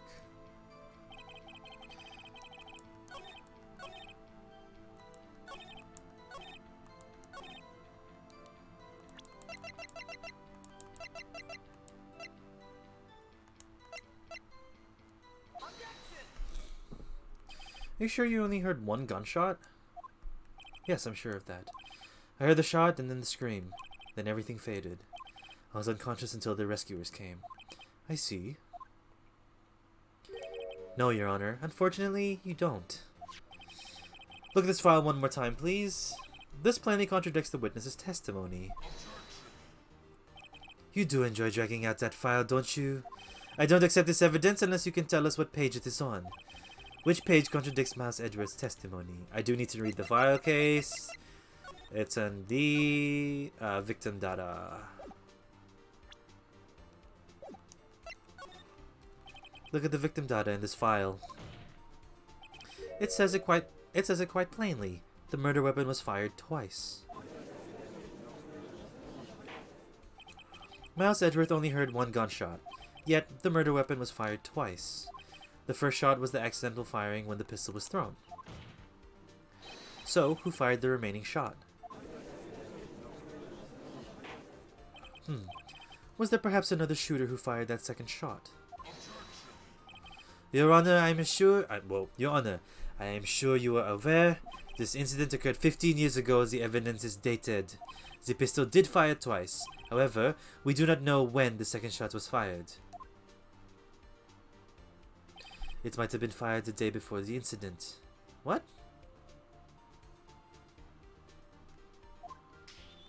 There's no proof that the second shot had anything to do with this incident. I see. You do have a point, Mr. Wright. The murder weapon was fired twice, as we have heard. One of those shots was fired by the defendant, a boy, at the time. Do you have any proof that the other shot was fired something to do with the case? My God, Edgeworth, I'm so sorry. Oh, I'm so sorry. We're gonna have to look at the paint. We're gonna have to look at it again. We're gonna have to look at the. Yes. He's gonna have to look at his dead dad again. Edgeworth! Your Honor, I think I will be able to show you proof. What? Impossible. Now, Mr. Juan Karma, save your surprise for after you've seen the evidence. Very well, Mr. Wright, show us your proof. Did you have evidence that the second firing of the pistol is related to this incident? Look at this photograph. This is a photograph of the scene of the crime 15 years ago. I can see that the victim lying there is Gregory Edgeworth. This proves the murder weapon was fired twice at the time of the incident. This photo proves it. So let me get this straight. This photo proves 2 shots were fired twice. Where? Your Honor, please, get a clue.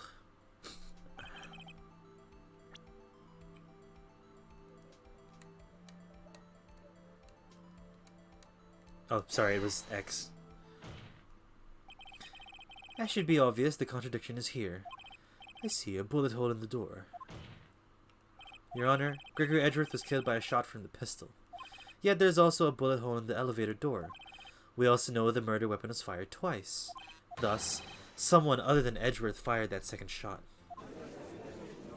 I guess we should say Miles? Order, order. Mr. Wright, what are you driving at? It's simple, Your Honor. At the time of the incident, 2 shots were fired. One went into Gregory Edgeworth's heart, the other hit the elevator door. Remember that the defendant lost consciousness after the shot he fired rang out. In conclusion, we must agree that the second shot was fired by someone else. Mr. Wright, but who could that someone else be?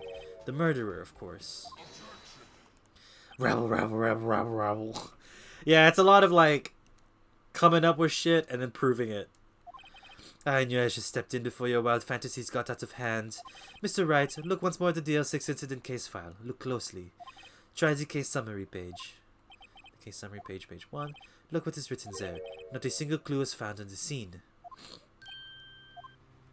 If the pistol had indeed been fired 2 times, then the other bullet would have been discovered on the scene. He does have a point. No other evidence?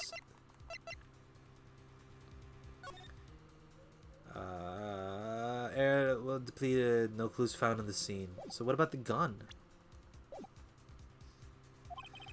That second bullet has never been found. Why? Because the second bullet does not exist. The bullet that claimed Gregory Edgeworth's life was the one fired by his own son. That is the truth of this matter, the whole truth. It was undoubtedly something else that made that bullet hole in the door. What could it have been? Order? I will have order. Mr. Wright has proven one thing to us quite clearly, that the murder weapon was fired twice at the time of the incident. However, as Mr. Juan Karma says, the second bullet fired was not found. No! Plot twist, second shot was Polly's suicide. It's what, Polly's revenge that's coming through?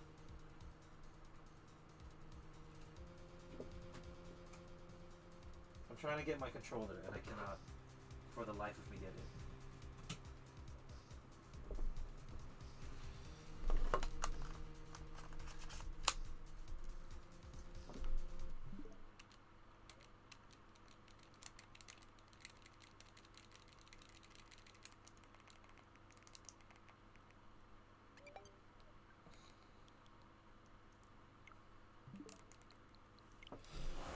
Okay. So, all we have is the single bullet fired. I'm afraid to have to wait. Hello?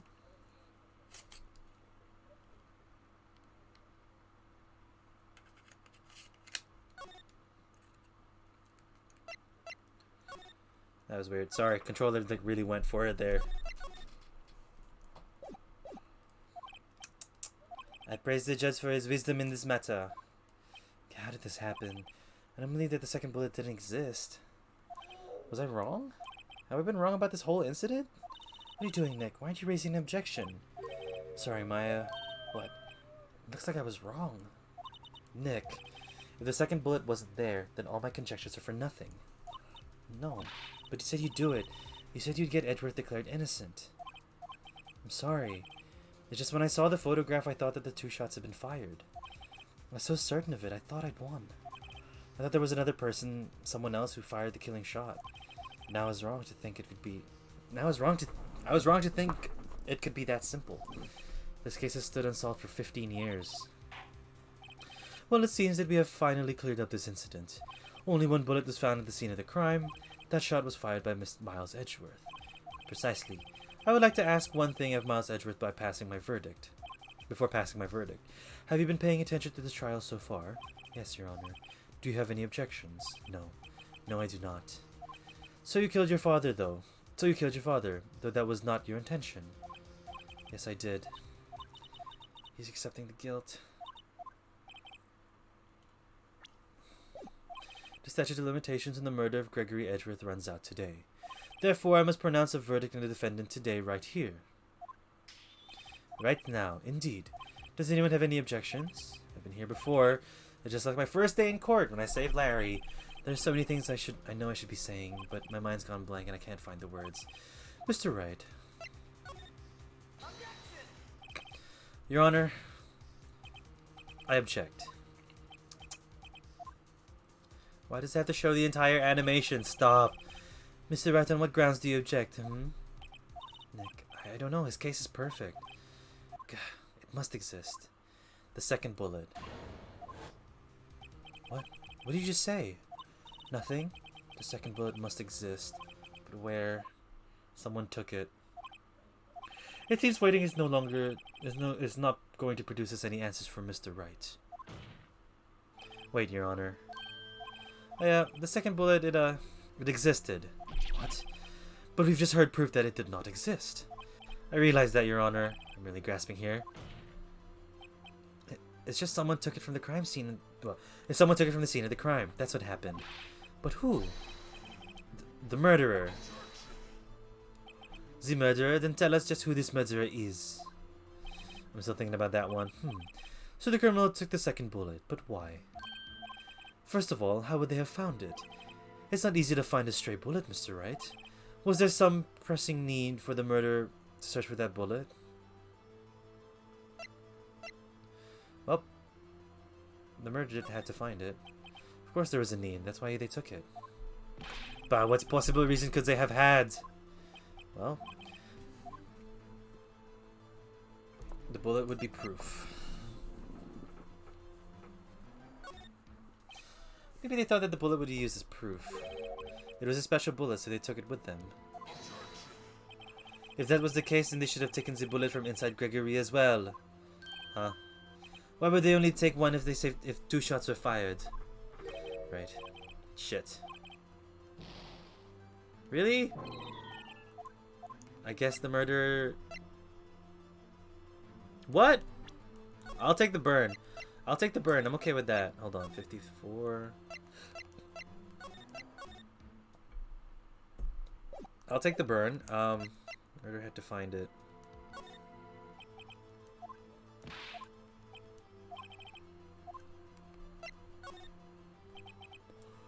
Murderer's cautious to see. That's why the murderer had searched for that bullet. If that was the case, then they should have taken Gregory. Yeah, okay, so Gregory was still the thing. So they didn't need it?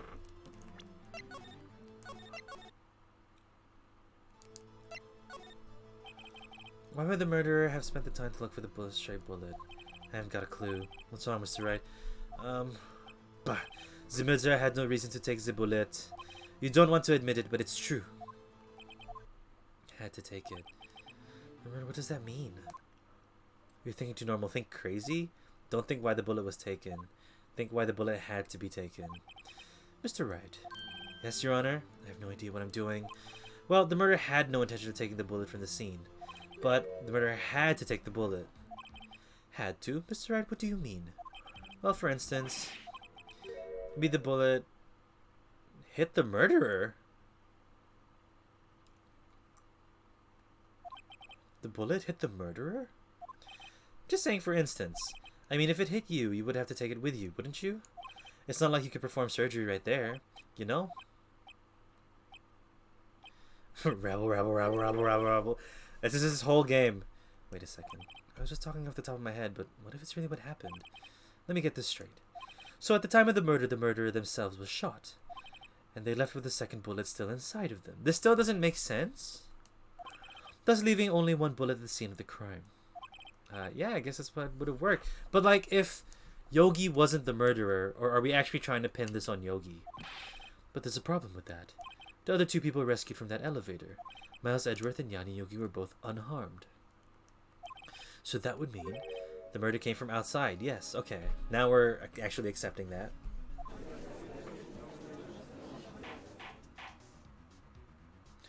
The two men fight inside the elevator. Trying to stop them, the boys pick up the pistol at his feet and throws it. The pistol discharges the bullet. The bullet goes through the elevator door and hits the murderer outside. The boy loses consciousness. The murderer then opens the elevator door and sees the men inside.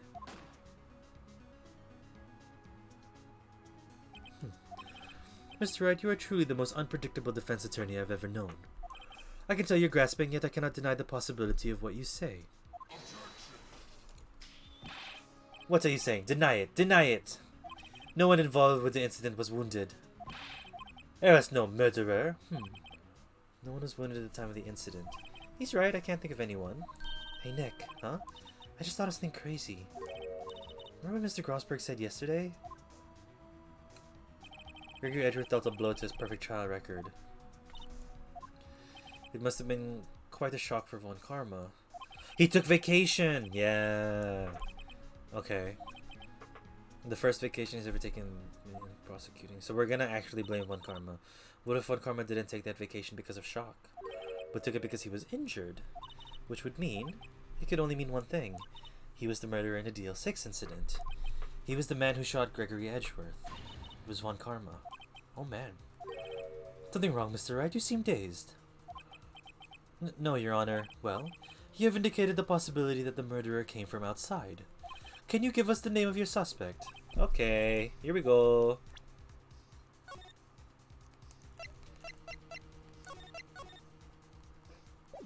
You know what? Say it now. Your Honor, the suspect is... There is a suspect. One lone suspect. Well, this certainly is interesting news. Very well, Mr. Wright. Who was your suspect? My hands are shaking. What? Juan Karma. Juan Karma?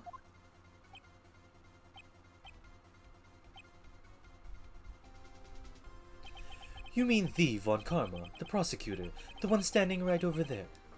Bah! You don't object. I see no need. Why honor this ridiculous outburst with my objection? Because you took a vacation for several months starting the day after the incident. Yet you pride yourself on a perfect record. Why would you take such a long vacation without any reason? So you're claiming that I took a vacation to heal my injury from the incident. Fascinating. Prove it. I would have needed surgery, no? Where did I go under the knife, Mr. Wright? Brings the doctor that have operated on me. Have him testify. Let's find out who his doctor is. It's no use. Edgeworth. I know Juan Karma perhaps too well. He's perfect. He wouldn't leave clues. He probably didn't undergo surgery. That would leave a doctor as a witness. Nobody's that perfect. So what, Nick? Did Juan Karma pull the bullet out by himself? That's insane. No, he couldn't have. You can't just pull bullets out of yourself. Wait, what does that mean? The bullet has to be somewhere, but where? Oh, Rika! It's gonna be used! Ah! They're gonna use it! That's why we still have it. This is so stupid. God damn it. The bullet has to be somewhere, but where? Well, Mr. Wright, can you produce evidence to prove that I was shot? Show evidence. Take off your clothes, Karma. Alright, Von Karma, I'll prove it. And I'll even use evidence. I know how you like to use so much. If this is wrong, though, that's going to be such a sad, sad thing, but I do want to... Von Karma is perfect. He wouldn't risk surgery, leaving an evidence trail. So then, I ask, where's that bullet now? I think it unlikely that Von Karma performed surgery on himself. You don't mean?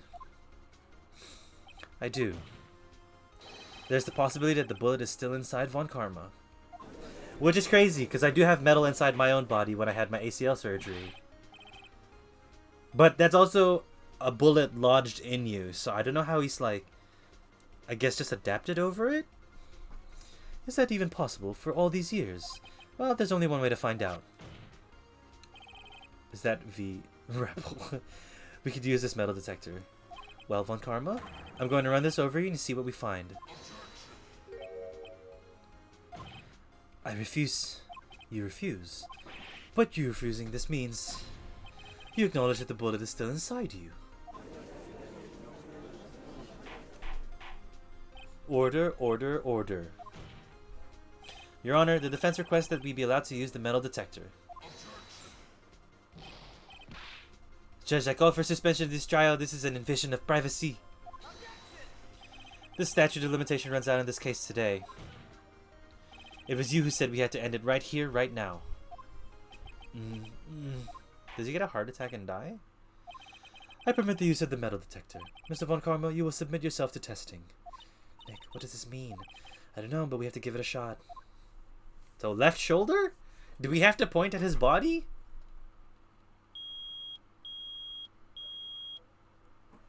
It reacted. Something's inside his right shoulder. Oh, sorry. Right shoulder from his perspective. The bullet. Mr. Von Karma. You. It was you. I was afraid this would happen. And so I remained silent. Indeed, there's a bullet in my shoulder. However, it has nothing to do with this incident. What? I was shot in the shoulder long before the DL6 incident. I claim that the bullet in my shoulder has no relation to DL6. Well, yeah, he's got that right. But Mr. Von Karma, can you prove that? Prove? I have no obligation to prove anything. It is Mr. Wright who must prove something here. Not I. Mr. Wright. Well, can you prove it? Can you prove that the bullet in Von Karma's shoulder was from DL6? Of course you can't. You don't have any evidence from the DL6. Oh yeah, we do! Maya's evidence! That's because he took the records from yesterday. But Maya did good. With no proof, you cannot convict me of any crime. So sorry, Mr. Wright. No, I'm the one who's sorry, Mr. Von Karma. What? You were close. One day away from freedom. But you see, I have proof. What? Who would have thought you would have dug your own grave trying to convict Edgeworth? I can link that bullet in your shoulder to the DL6 incident. And here's my final proof. That's a bullet. Where did you get that? This is the bullet used in the DL6 incident. This was taken from the heart of victim Mr. Gregory Edgeworth. The bullet is preserved quite nicely with all the ballistic markings intact. Ballistic markings? They really did hammer in the ballistic markings earlier as well, so they really set this up for us. You may recall the term. It came up to the trial. It came up in the first trial 2 days ago. Ballistic markings are the fingerprints of a weapon. All bullets fired from a gun are marked with that weapon's unique pattern. By examination, the markings you can tell which weapon fired the bullet. It's quite accurate.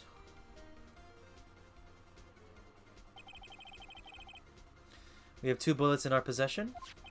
1 bullet removed from Gregory Edgeworth's heart. The other in Von Karma's bullet still buried in your shoulder. We could analyze both bullets. Then, if the markings matched, we would know that both bullets have been fired from the same gun. The very same pistol. In other words, the murder weapon that killed Gregory Edgeworth. Mr. Von Karma, you will let us remove the bullet from your shoulder. Then we'll compare the ballistic markings to those on this bullet. And solve this case once and for all. Well, Mr. Von Karma?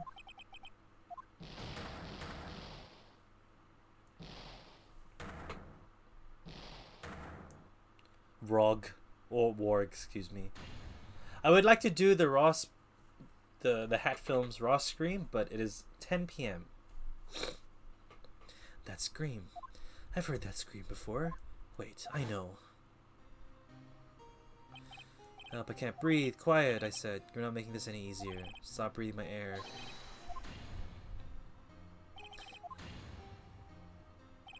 Get away from my father. Bang. Scream.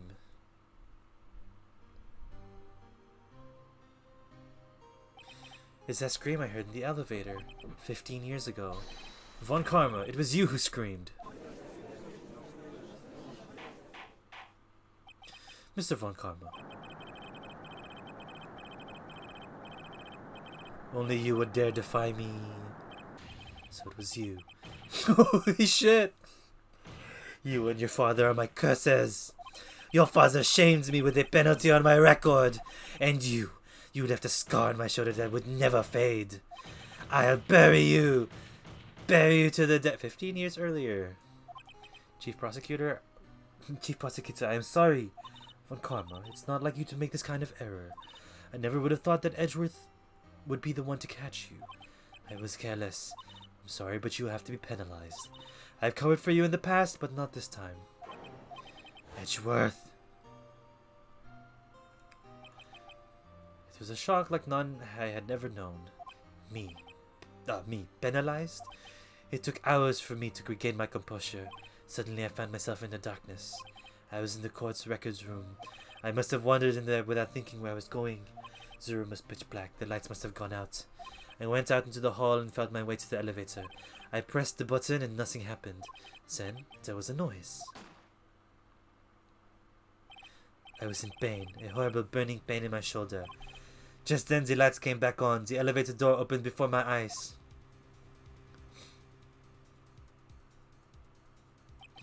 I saw 3 people inside, all lying unconscious from oxygen deprivation. Much to my surprise, a pistol lay at my feet. I knew then it was destiny.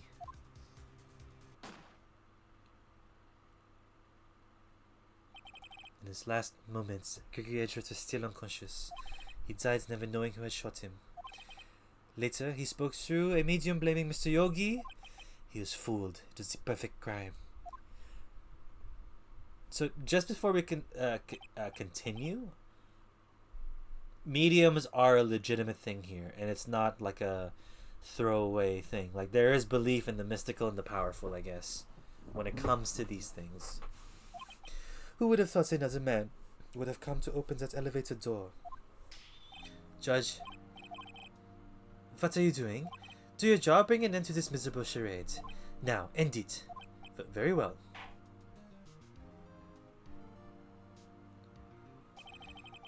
It appears that we have come to a very long way to the end of this maze. 15 years later. Mr. Miles Edgeworth? Yes, Your Honor. You were innocent. You are innocent. As you said, it was all a nightmare. Yes, Your Honor. This court finds the defendant of Mr. Miles Edgeworth. Not guilty, lads! Not guilty, lads! Take him out of court. Bring him to the party. That is all. This court is adjourned. We're not gonna give a guilty verdict to Thing? Nick, we did it. Did you see his face? Juan Karma looked even paler than usual. He's pretending to be all cool, but inside you crushed him. Nick, crushed. I gotta say I'm impressed. It's pretty close though. I was sure we had it. I know I was on the verge of tears the whole time myself. But now it's all just a good memory. So it's finally over, Edgeworth. Right. Yeah? I'm not sure how to say this. I know. Try. Thank you. I see. Thank you, Wright. You're welcome. They're in love! You can't tell me they're not in love! I think you could have done that better. Sorry. I'm not good at this sort of thing. Well, you gotta learn, Edgeworth. She's got you there. Whoa! Hell yeah, amazing, pal. You pulled through just like I thought you would. I'll never forget this. I owe you one, pal. And tonight, let's party. Dinner's on me. Yeah, my salary went down a bit this month. But who cares?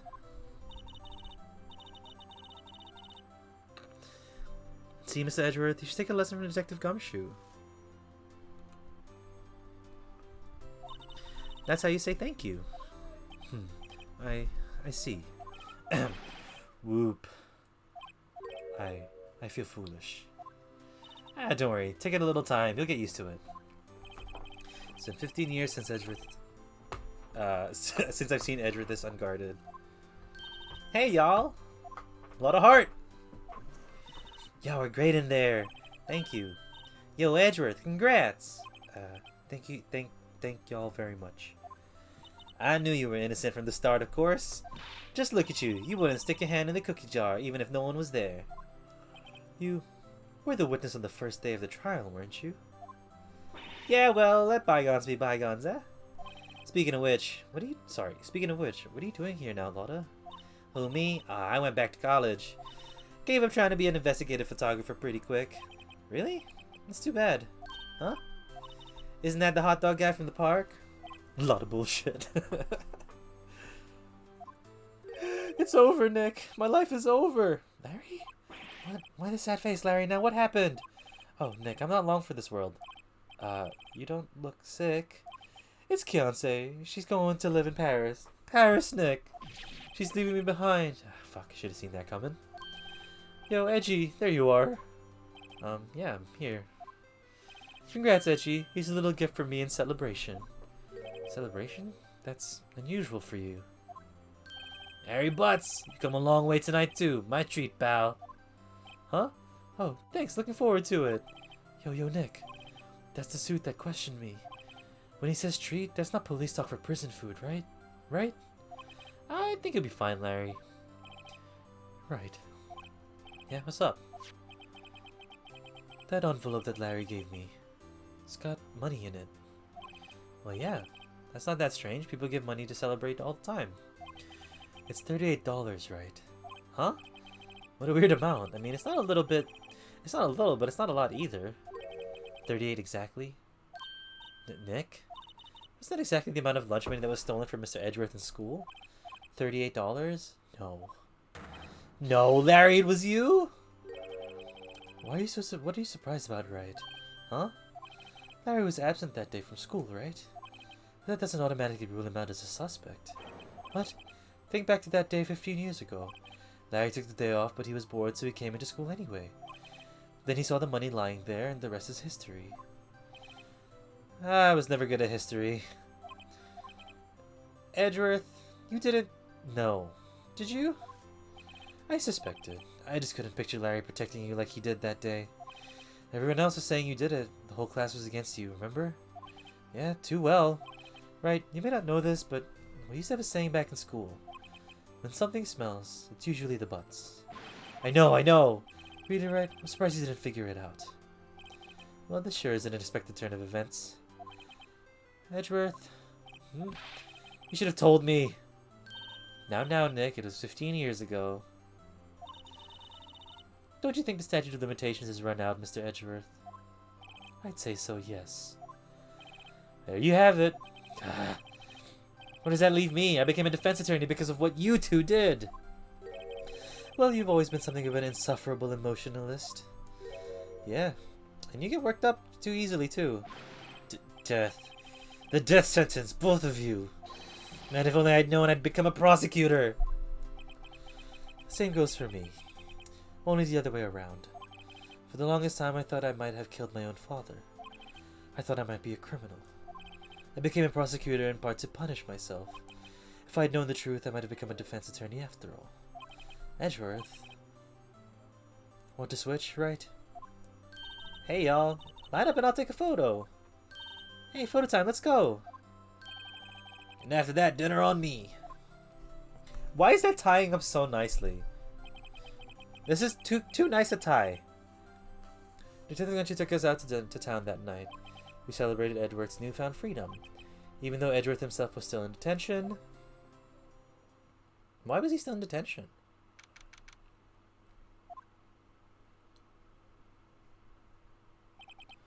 Well, I went a little overboard yesterday. My head hurts. Huh? It's only 5. Maybe I should go back to sleep. What is this? A letter? Morning, Nick. You're really impressive yesterday. Seeing you, it made me think about what I'm doing here. I'm a spirit medium in training, of course. I want to help Edgeworth too.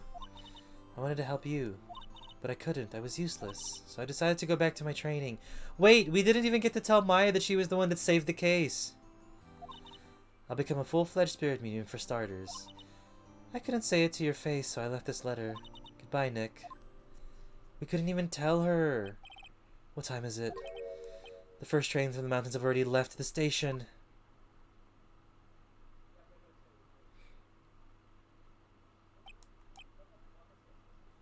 Goodbye. No, it shouldn't be. I guess I'm too late. Hey, Nick. Maya? So, you're leaving. Yeah. It's hard being a spirit medium who can't talk to spirits. And I think you'll do fine without me, Nick. Be good, okay? Nick! Okay. Sorry, game. That was very cute of you. But wait. What? I never could have saved Edgeworth without your help. Huh? On the last day of the trial, I heard her. I heard Mia's voice. You heard my sister? Yeah. Only her voice, but still. It was the very end when I thought we'd lost everything. Well, that's my sister for you. Detective Gumshoe helped, and Mr. Grossberg, and even Larry. I'm the only one who couldn't help. I was useless, Nick. But you were the one who stopped Juan Karma, Maya. Huh? I didn't do anything. All I did was wander around in a daze. Sorry, but I have evidence that you helped. Evidence? Show Maya the evidence to cheer her up. The parrot! Lol. A bullet? Juan Karma was convinced he had taken all of the evidence pertaining to DL6. But you were the one who rescued the last piece of evidence we needed. This was the bullet that put an end to Juan Karma. And you were the one who gave it to me. Nick. Thanks, Maya. I couldn't have done it without you. I'll be back soon. Huh? I'm going to complete my training and come back. Okay, I'll be waiting. Of course you will. You can't run that office by yourself. You're hopeless. I don't know about that. It's still... That's a very mature decision for her to make. So this is it.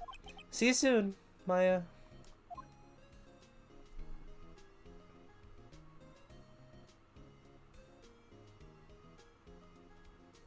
Thanks, Nick.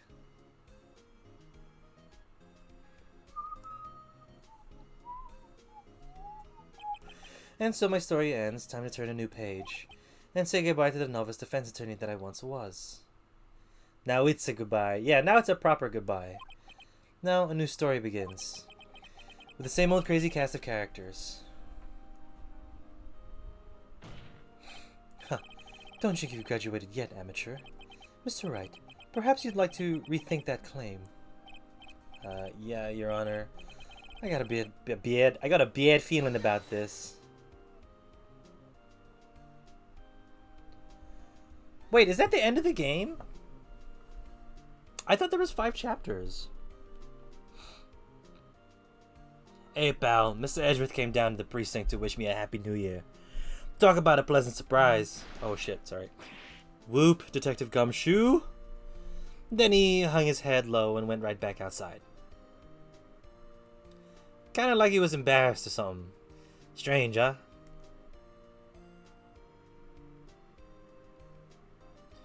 Kumiko Suikane. Is this really the end? Japanese games have me fucked up because I know there's like, it's never just the end. Huh, Nick? Nah, I haven't seen him. Me, I've been working at the cheese shop. That Missy's a nice lady, but she's not exactly what you'd call a cheap date. Oh, she's in Hawaii right now, yeah.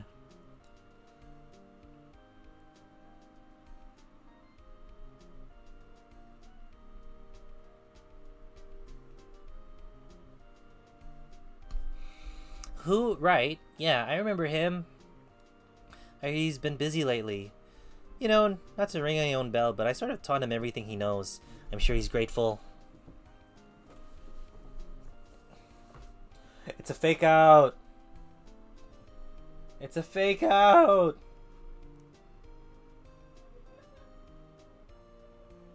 Phoenix Wright. Ah, the defense attorney whom I wrote that affidavit for. You should have known. I've taken over management of the Great Water Hotel recently. Should you be in the area, please stop by. Why are we trying to learn about Phoenix? Oh, are we Maya?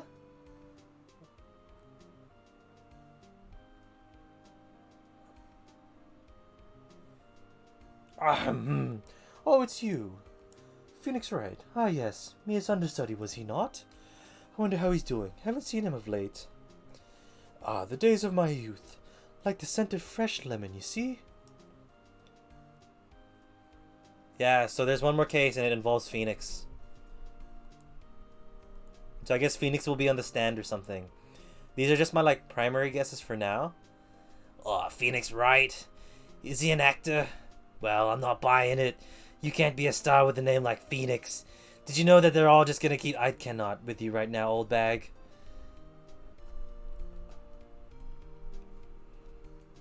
At Tsushimori, excuse me. I'm pleased to announce The Pink Princess is a hit. I sure owe that Mr. Wright a great deal. Oh, and I'm keeping my face out of the public eye till the show's over. I wouldn't want to ruin any kid's dreams, you know. Rabble, rabble, rabble, rabble. Yeah, I know. It's all built up for the next one.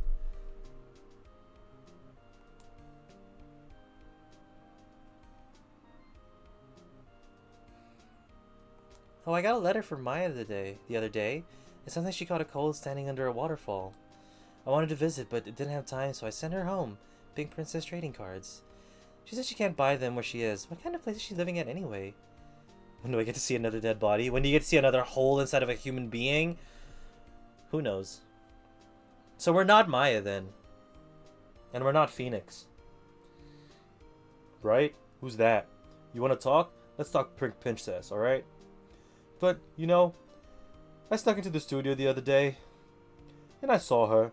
The one inside the Pink Princess suit. Ugh, what a dog. I was kind of a shock for a boy for my tender age.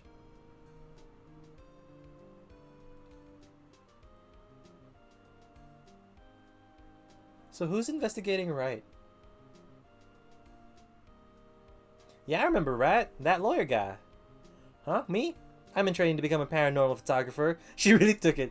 You know what that picture I took of everyone? Well, just behind him there's a ghost. For real. Now that's a talent.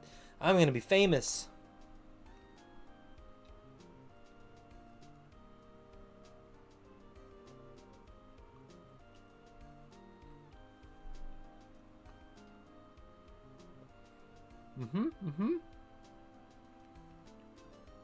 Oh, Gumshoe's the one with the confetti. I'm gonna say canonically, whenever Phoenix wins, Gumshoe is the one throwing the confetti. Yep. A brand new episode has been added. Arise from the ashes. Okay, here's what we're gonna do before we end the stream. We will watch the intro. And then once I have to like click through things, then we'll cut it.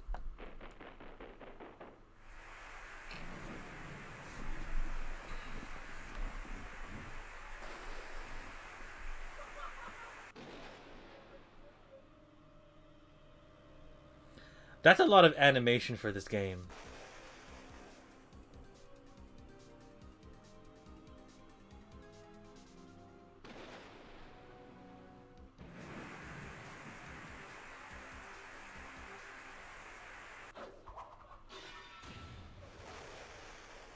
The police at the police station. In Spanish. So there was a murder in the police station, because that's the doll. It's been 2 months since Maya left the office. 2 months without a single trial. I've had offers, but none I took. That is, until the day that girl showed up. Oh, she was looking for us because she needs help. February 22, 10:02 a.m., Wright & Co. law offices. Why do I come here to the office every day? It's not like I want to work. There you are, finally. Where have you been? My sister's trial is tomorrow. Who are you? It doesn't matter who I am, it only matters who you are. The famous defense attorney, Mia Fey. Oh, fuck. Uh-oh. Oh, you're not Mia Fey, are you? I'm sorry, but Miss Mia Fey no longer works here. So you are the coffee boy?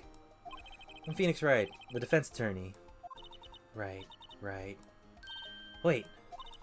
You're the Phoenix Wright? The Phoenix Wright from the Edgeworth murder case? Yeah, that's correct.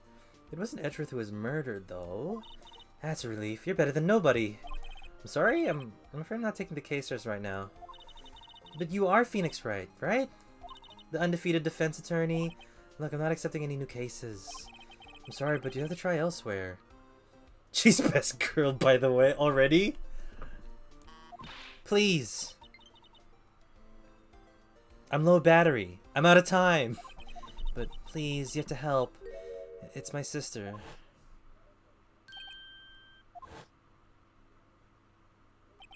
Maya, could it be? Okay, I'll hear you out. Really? Thank you so much. My name's Emma. Emma Sky. I'm a scientific investigator. Scientific investigator. And here's where we'll save.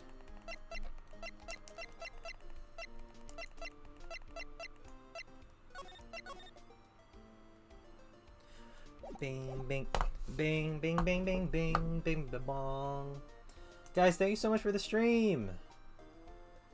Let me just do this. Hop into there. Thank you all for coming by and showing up and hanging out. For the stream, I would like to thank Rika for the hydrate. Thank you for redeeming that. And Overarch for the big raid. Thank you so much, my guy. I don't know if you're still here or if you bounced out, but I do appreciate the support. And I will, hopefully, if work doesn't fuck me up all the time, be able to catch some streams.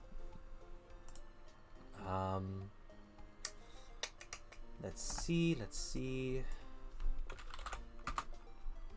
What else do I need to do before we sign off completely? Now we're good. Okay. So yes, next stream will be on Thursday, so daybreak then Thursday. Maybe surprise stream tomorrow if I'm not doing anything at home. Excuse me. Yeah.